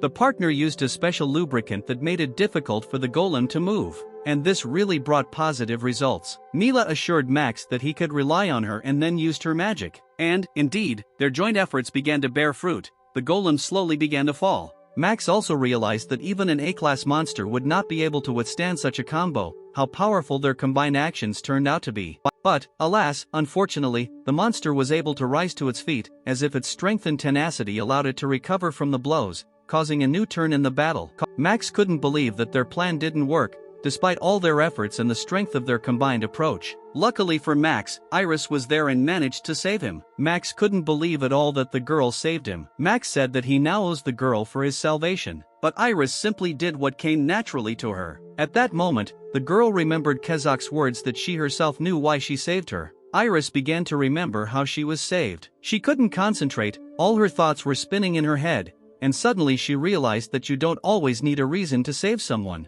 When she fights with someone, strength and feelings stir within her. And so, now Iris is serious, preparing for a new wave of battles and challenges. Now it's time for her to teach the monster a lesson. She was completely determined to defeat the enemy. Iris athletically dodged the monster's attacks and smoothly walked around it. And then she resorted to using the bloody sword altogether. Judging by Marcus, it was clear that this battle was not easy for him, because he was already quite exhausted. This blow was undoubtedly strong and powerful. To the girl's surprise, she noticed that the monster began to attack itself. Iris really didn't expect things to turn out this way. Max immediately ran up to the girl to find out how she was. The guy gave the girl a regeneration potion. Max started apologizing and calling himself useless. Iris, of course, began to deny this, expressing confidence that they would overcome the difficulty together. After all, thanks to Max, she was saved from certain death. And then, out of nowhere, Ryuuou appeared and stood in front of the golem. Ryuuou was glad that he could return to his friends. The main character immediately began using magical analysis. The monster managed to fight him off with the magic seal stones. Now he understood why he could not win, and then he decided to finish him off with something interesting. Ryuuou was ready to launch his attack,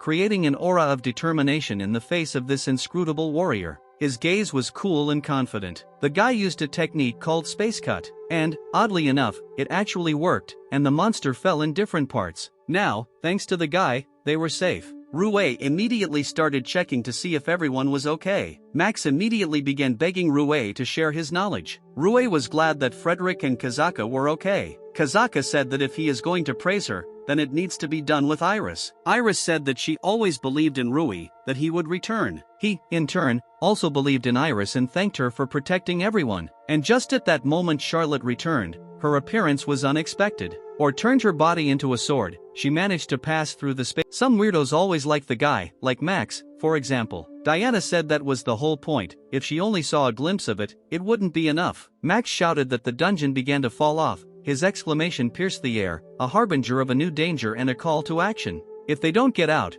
their dreams will be buried alive under a pile of unknown circumstances. They were surprised, because they knew that if they went through the dungeon, a way out should appear, but this time this did not happen. And suddenly the main character suddenly remembered something that turned out to be the key to the solution, opening the way out of dark hopelessness. The information that appeared in the memory turned out to be like a key to a closed castle. It was a dungeon, a building designed to store the hero's secrets, where a testing golem was waiting for those who entered. Suddenly realizing that it was not just a guard of secrets, but a double trap, the hero realized that his further path would be even more difficult. Max was interrogated whether he happened to have some object in his possession, and there was a shadow of suspicion in this question. Max had the item, but he understood that its use required permission from his partners. Max revealed the secret. It was a magic stone of movement. He explained that under the influence of magic this stone is able to transport them outside, opening the door from the darkness of the dungeon.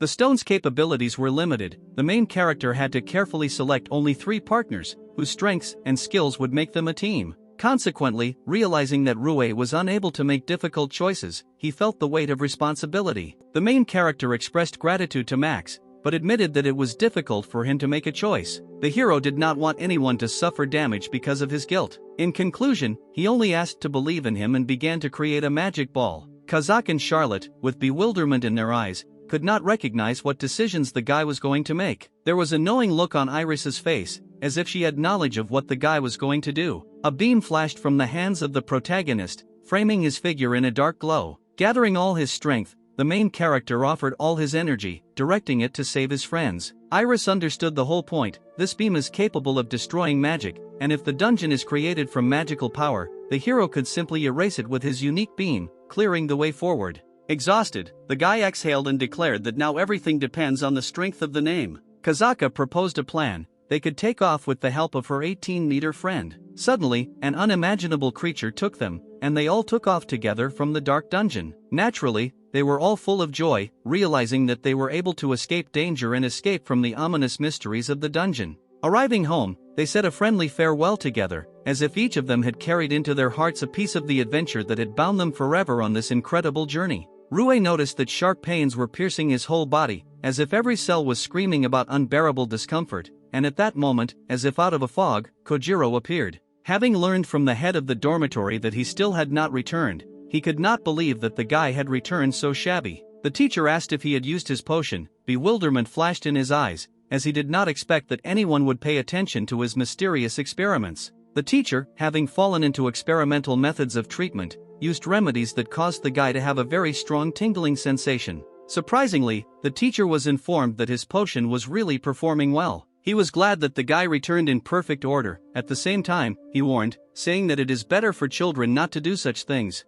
Next, the main character had to arrange a bath for himself, lie in warm water, and sleep in the hope that all the troubles would disappear. Ryuuou still couldn't believe that he was actually worried about him and was waiting for him, and their meeting in the forest remained a mysterious secret for him. Waking up, the guy decided to go in for sports, trying to awaken his body and get away from the memories of the strange events of the previous night. And at this time his good old friend the parrot flew to him, spreading joy with his bright feathers and cheerful cries, and in addition, with some exotic fruit in its beak. The main character was glad that they brought him fruit and thanked his feathered friend for the unexpected morning treat. But it was time for Ryuuou to go to school, and she said goodbye to the parrot. Chojiro apologized for the suddenness, but announced that today was the last lesson with him. Although they spent little time together, it was definitely worth it, filling their lives with vivid memories and unexpected turns. Ryuuou was slightly stupefied, because he could not understand why everything was happening this way. Charlotte immediately noticed the guy's strange behavior and curiosity flashed in her eyes. He was wondering why the teacher was in a worse mood than usual today,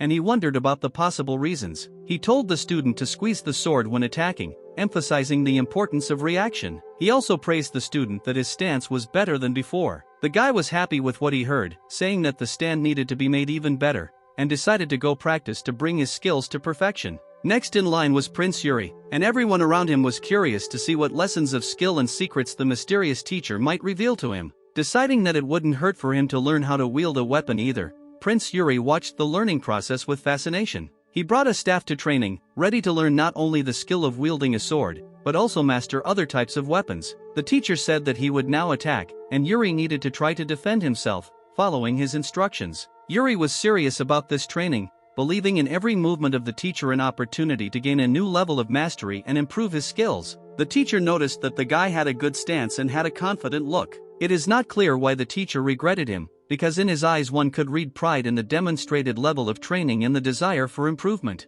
The teacher decided to start sparring with his student, creating an atmosphere of competition and an opportunity for Yuri to show his skills in battle. Yuri was slightly alarmed by all this. Well, it's clear that Chojiro, in turn, was calm and confident. The teacher, rushing forward at the speed of light, threw his first attack. Yuri, with ease like the wind, would not give up his position and dodged the teacher's attack. Joy filled his heart for the opportunity to defend himself. In the blink of an eye, the teacher's gaze changed dramatically. He was overcome by a sharp rage, like a raging fire, and, realizing his impulse, he apologized to Yuri. Then, like a moment of immutable fate, he hurled the killing blow towards the student. After which, oddly enough, the guy simply collapsed on the floor. Everyone present was frightened by what was happening. A sudden shadow of fear enveloped them, causing their hearts to beat louder. The next thing the teacher did was put the sword to Yuri's head. Chojiro said goodbye to the guy, but there was no regret in this farewell. Ryuuou came to the defense of his friend, who did not allow himself to easily kill the guy. He couldn't understand what all these events meant. Yuri's guard had already appeared,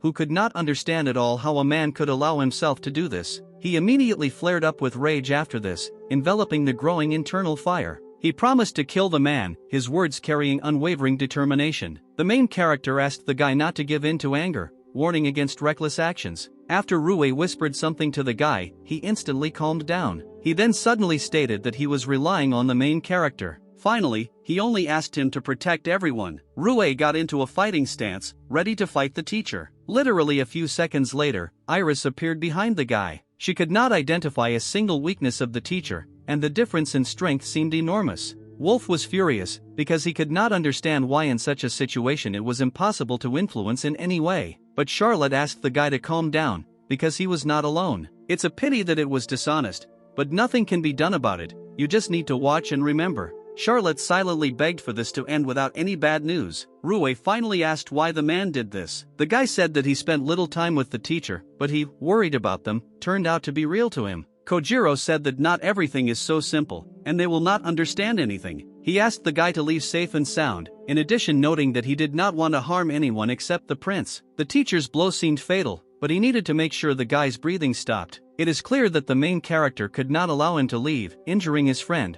because he did not yet have a reason to attack the teacher. Ryuuou was partially right, and it is not easy to understand why he needs to kill someone. However, he had his own reason for this. If he blocks his path, he will pass by force and thereby point the sword at Ryuuou. The teacher was serious and wanted to end the guy, while now Kojiro simply had no choice and he needed to get rid of Ryuuou. A split second later, he disappeared from the guy's field of vision, and in an instant it appeared right in front of him. This maneuver looked impressive. Ryuuou had good reflexes and was able to dodge it without any problems. He began to repel all enemy attacks and did it skillfully and professionally. This seemed strange to Kai, and he began to guess that Ashley and Michelle knew. And all this was thanks to his teachers in the form of friends and sister and Ryuuou. The guy decided to strike, but it was unsuccessful. But the teacher's blow had its fruits, and Ryuuou even moved a couple of meters. The guy even had to use magic so as not to fall on the floor. He realized that he would not be able to hit the teacher at close range and he needed to move away. Then I decided to use a technique called Big Flame.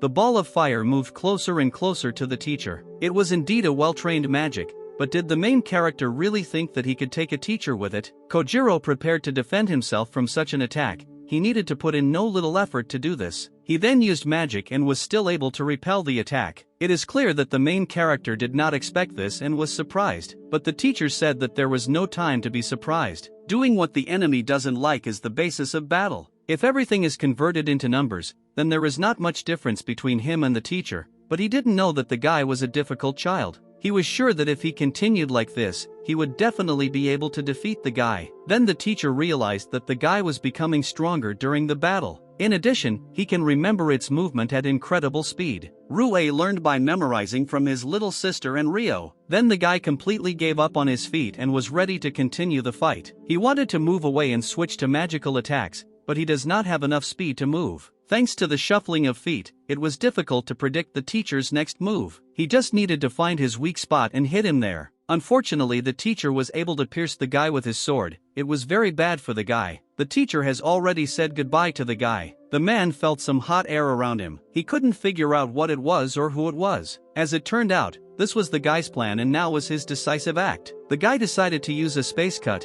as in the case of the stone monster. It was a good move, but only if the guy could hit the teacher. Kojiro, in turn, used a technique called the swallow's tail. After such a blow, the guy could no longer stand on his feet and fell, coughing in his own blood. The teacher was confused by the fact that he did not lose consciousness. He could not believe that he survived after his swallow's tail. Kojiro decided to check the prince's breathing and just leave. He pointedly said in front of the other students that he didn't like to kill without a good reason. If they leave, he will not harm them and will leave them alive. Charlotte asked if the man wanted them to calmly watch him kill their friend. Kojiro realized that he simply had no choice. He stood at the window and enjoyed the tranquility around his new home. Ryuuou was still able to somehow wake up and tried to persuade the man to stop. Either it was memories or he really was transported to endless hell, but the very essence is that the guy was in endless hell. The girl said that the guy had become much stronger, but he still lacked something. This something was determination. If he gets into his world, he will have to face it. A situation may also arise when he has to kill the enemy. Ryuuou said with a kind face that it is not necessary to put his life on the line. If we talk, he can understand him.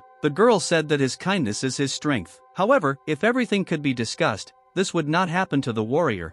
Things that are important to him can be lost in an instant. Therefore, in this case, he does not need to get lost when he fights for life and death. Ryuuou managed to whisper words of forgiveness from the girl, Ryuuou, and then he began to get up completely in order to continue the fight and not let the man win. Ryuuou found the strength and motivation to get up and continue the fight. Chojiro did not expect that he would have the strength to fight with such wounds. The guy is shaking all over, but is still ready to continue the fight with the teacher. Ryuuou was determined, he wanted to put an end to this lawlessness. Chojiro apologized for treating him like a child and will now accept him as a serious problem. The teacher was ready to strike Ryuuou again, but to the surprise of everyone, the guy was able to easily repel this attack without using a weapon, with his bare hands. Chojiro couldn't understand how Ryuuou managed to do it so easily. He was confused, because his movements were very careful. Then the main character began to launch his attack. Chojiro will notice that Ryuu's number of hits has changed, which means that he has become stronger. The main character realized that he needed to use a third attack technique called Suranui.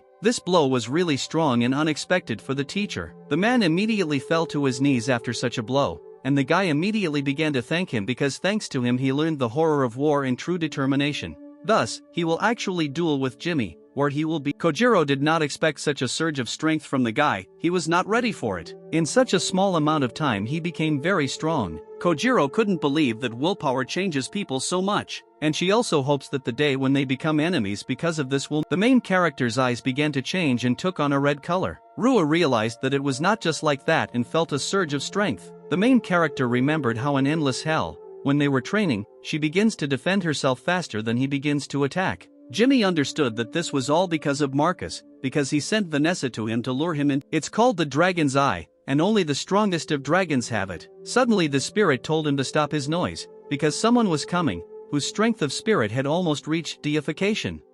Ryuuou was upset when he learned that only dragons could wield it, but the girl made him happy and told him that he could have it too. Her blood flows inside him, and thus he can also use Dragon Shigon. Ryuuou was really glad that he too would someday have the Dragon Eye. He will appear when Ryuuou senses real danger and is ready to fight with his will. Then the power of dragons will definitely save him. Ryuuou was grateful for these words and Ryou's lessons. For Chojiro, this meant that he had even more problems. Jimmy recognized this technique. Ashley used the insidious and dark technique of the cultivator. Ryuuou will not just stand there and began to defend himself. The main character had to jump back to avoid being hit by the teacher's blow. He hoped that everything would work out. On top of that, Ryuuou literally managed to cut off the teacher's hand during his attack. The main character asked whether the teacher was ready to continue the fight, since he understood that he could no longer use the sword. After these words, Chojiro became completely furious, but he also has a reason for which he needs to win this battle. Even if he is covered in blood or dirt, he must win. But Ryuuou also has his own reason. All his friends and people dear to him, he is obliged to protect them. This battle will go down in history as a legendary confrontation. Ashley did not understand how she could stop Jimmy, because he was under the protection of a. This gave Ryuuou no rest. He was sure that he could quickly deal with it, but Ryuuou must not lose at all costs. The main character began to use Dragon Shigon, the #1 attack technique, and immediately prepared the Dragon Star Fist Strike. Chojiro wondered if the guy could stop his ace up his sleeve. It was a magical blow, a giant general's sword. This is magic that only magicians with a general mark can use, but on the way to save Ryuuou and her sister there will probably be even stronger opponents. Ryuuou, with internal tension, gathered the last bit of determination in himself to strike the final blow. Ryuuou, trained by the strongest, was ready to take charge again and protect Yuri and everyone. Chojiro admitted that the guy turned out to be much more complicated than he seemed at first glance. He sincerely regretted his actions, realizing that if he were as strong as that guy, he wouldn't have to do what he was doing now. Ryuuou, feeling the weight of responsibility for his friends and loved ones,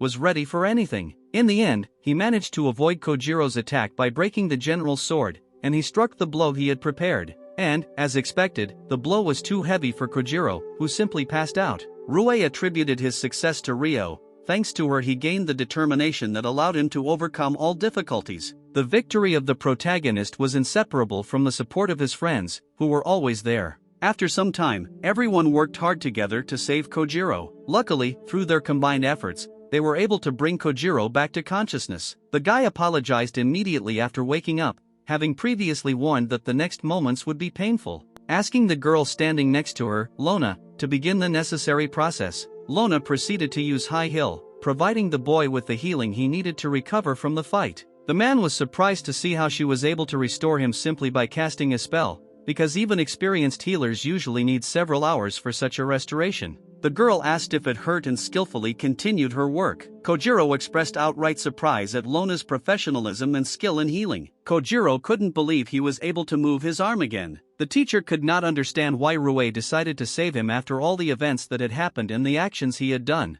But the guy also had his own question for the teacher. Ryuuou asked the teacher why he gave in at the end of the battle, as if he was deliberately aiming for defeat. Then Kojiro was surprised that his deception had been figured out, and even the children noticed this cunning move. Having lost the battle, he realized that the most important thing now was to take the prince to the hospital. The chances of saving him were extremely small. Approaching him, Yuri asked him not to worry, trying to calm him down and support him, despite the current situation. In fact, the main character gave him a magical artifact, revealing a secret that could change the course of events. Thanks to the substitution medal that the adventurer in the dungeon provided him with, he managed to escape, avoiding the danger that awaited him. The blow was so powerful that he still temporarily lost the feeling of recoil, switching off from the intensity of the moment. The teacher could not believe what he saw and heard. Pointing his finger at one of the paths in the cave, the spirit said that this is where that mysterious... Of course, upon hearing this, Jimmy, without looking back, immediately ran in the direction where the spirit pointed.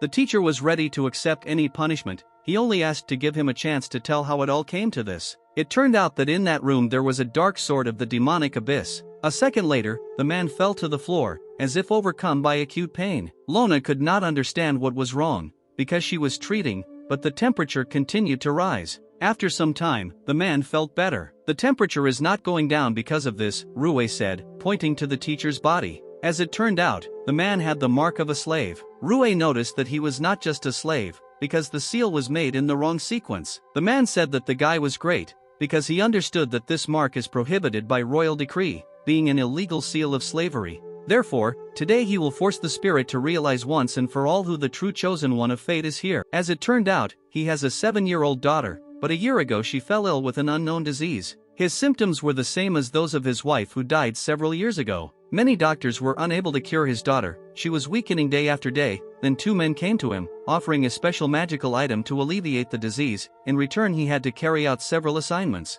He realized the severity of his sins. He no longer cared what would happen to him. Well, his daughter named Fuyu was sinless, and he begged them to save her. The main character asked if everyone heard the man, emphasizing that they were obliged to save his daughter. Just then, 2 strangers were sitting in the man's house, discussing that they had discovered a potential source of income. After all, it's enough to just keep her alive. They decided that they needed to make more money from that samurai, seeking to get rich quick. Their sweet conversation was interrupted by Ryuuou, who spectacularly appeared by smashing the wall. The guy was really furious and was ready to deal with them. The men immediately took up knives in their hands, preparing to defend themselves. The main characters then commanded Iris to begin their plan. The girl began to crush her opponents with powerful blows, and then she took Fuyu in her arms, gently and decisively protecting her, creating a protective shield around her ward. The men realized that their secrets had been revealed, for they thought they were hiding safely. Wolf said that it was easy to find by smell. His sensitive sense of smell became the key to revealing secret hiding places. The guy said that he was the first to analyze everything. The man offered to measure his strength with him. The challenge was thrown, and tense anticipation of the fight hung in the air. The guy will not forgive them under any circumstances for disgracing the man's efforts and his strength. Then, as expected, he struck the enemy. With such a force of impact, the wall simply could not stand it and broke through, leaving behind a destroyed hole. Kojiro's prediction came true. The girl's body flared up with a huge fever. This was something beyond an ordinary disease, and healers seemed powerless in the face of an unknown illness that required unusual means of healing. Some unusual method there, but he felt strong black energy from there, which is what demons have. The guy was surprised how he felt this, since he himself didn't even see anything in the direction of the tower. Max said that he would go to the guys to help and so that Ryuuou would not worry about them. They said goodbye. The main character immediately made a very loud whistle, and our large multicolored parrot appeared in the sky. It was clear from him that he was glad to see his owner. Ryuuou asked the parrot if he was ready to take him all the way to the tower, to which he received a confirming sound. The guy, hearing the sound, said thank you and asked him to fly as fast as he could,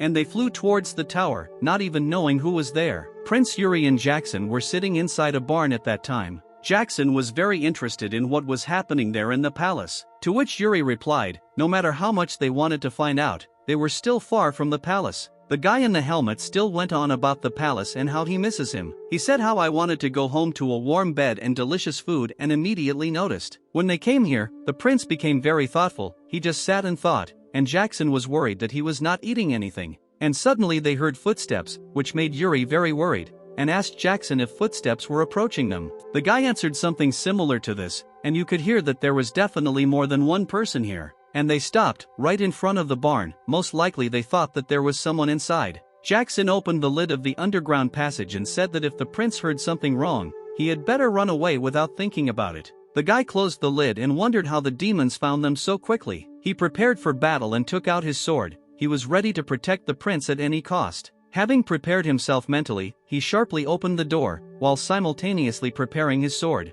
When the door opened, he saw the prince's friends, which made him very surprised and did not understand why they were there. At this time, Michael thanked Oscar, who found the guy with the help of a magical action, and Kazaka also thanked her insect for taking them there. Oscar immediately asked why they were here and not in the palace. The guys told everything that happened, that the demons began to attack, as expected. Jackson was very upset by this, but he replied that he and the prince could not leave this place under any circumstances and was confident that the knights would cope with this. To which the guy replied, "It seems the demons locked them with a magical barrier." The guy in the helmet was in shock and didn't understand what kind of magical barrier he was talking about. Oscar was also surprised why they didn't know about this and began to explain. When they approached the palace, they realized that the guards could not see or hear them, and from this they came to the conclusion that there was a magical barrier there. He added to his story that only Ryuuou and Wolf were fighting the demons there, and he was afraid that they would not be able to cope, since there were a lot of demons. And at the end,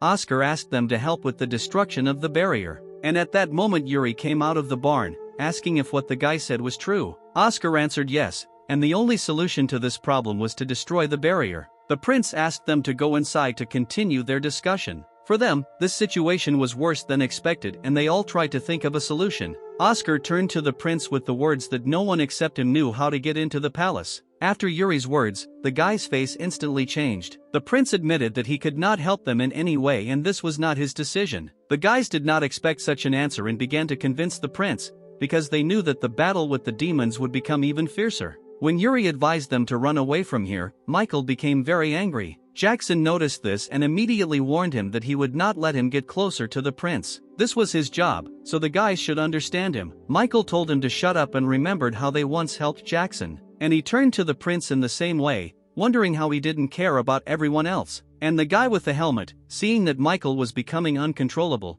put him on the floor so that he would calm down. The strong blow made the guy feel bad, and he didn't understand why Jackson did this. Jackson, holding him by the clothes, shouted that he knew nothing about the prince. He told how the prince was suffering from this situation, and that he really couldn't eat or sleep. Jackson had no complaints about the others, but he really wanted to deal with Michael, and he literally begged him to apologize to the prince. Yuri's hand touched Jackson and when he looked at him, he said that everything was fine. He understood that Michael was not indignant for no reason. The guy with the helmet didn't agree with this, but he has no right to argue with the prince. Yuri picked Michael up, asking if he was hurt when he fell. The guy began to apologize to the prince, since the idea that the prince had his own problems came to him only after Jackson told him. The prince understood his anger, but he accepted the fact that he could not leave this place. They asked why the prince could not leave this place. His father, the king, ordered him to evacuate, which is why he ended up here. Now they understand the situation, because everyone understands that the king's order is the very last thing to be disobeyed. Yuri continued to suffer by saying that he was very sorry. Jackson became angry and asked the prince to calm down. He didn't like how the prince kept everything to himself, and it was time for him to start telling everything that was inside. Yuri didn't understand what the guy was talking about and asked him. Jackson answered no and began to explain everything. At that moment, the spirit returned back to the ring, saying that due to Jimmy's behavior, in most cases he would now have to rely only on himself. Jimmy didn't understand what was happening. Had he really abandoned him? Jimmy began to make excuses that he realized his mistake, which would never. He knows that in the future he will become a king, but he was not mentally prepared for this, and his friends were confused by these words. Jackson immediately accepted his words and began to explain that there was still a lot of time before he became king, and he added that at the moment he is a child and disobeying his father, even if he is a king, is normal. Frank confessions from the guy continued. He said that he serves neither the country nor the king, but the guy. It turned out that behind the door was Derek, who was so worried about his student that he decided to. The guy was shocked by these words. He asked Jackson if he said the truth. Even if they return to the palace together, the king will be very angry. The guy was categorically and decisively, so he immediately asked Derek what brought him to him. So he asked the prince not to keep everything for himself, because Jackson was nearby. "Do you think he will be angry with both of us?" Yuri asked. And he admitted that he was the first servant who dared to tell everything to his master's face. Well, now Jimmy should heal his wounds, and they will talk about this plan a little. Jackson didn't care, since he would do what the prince himself wanted. This conversation between the guys brought a smile to Kazak and Oscar's faces. Having agreed on everything, Yuri quickly opened the door to the underground passage. The Kazakh woman, not understanding where they were going down, asked where this underground passage led. Yuri explained that this path would lead to the royal palace. The prince also decided to go first, since there are a lot of traps from outsiders. He thanked everyone for being ready to help this country in any way possible. Jimmy replied that in this case he shouldn't even worry about such a trifle. It was Jason, one of the strongest demons, who set out to conquer the human world.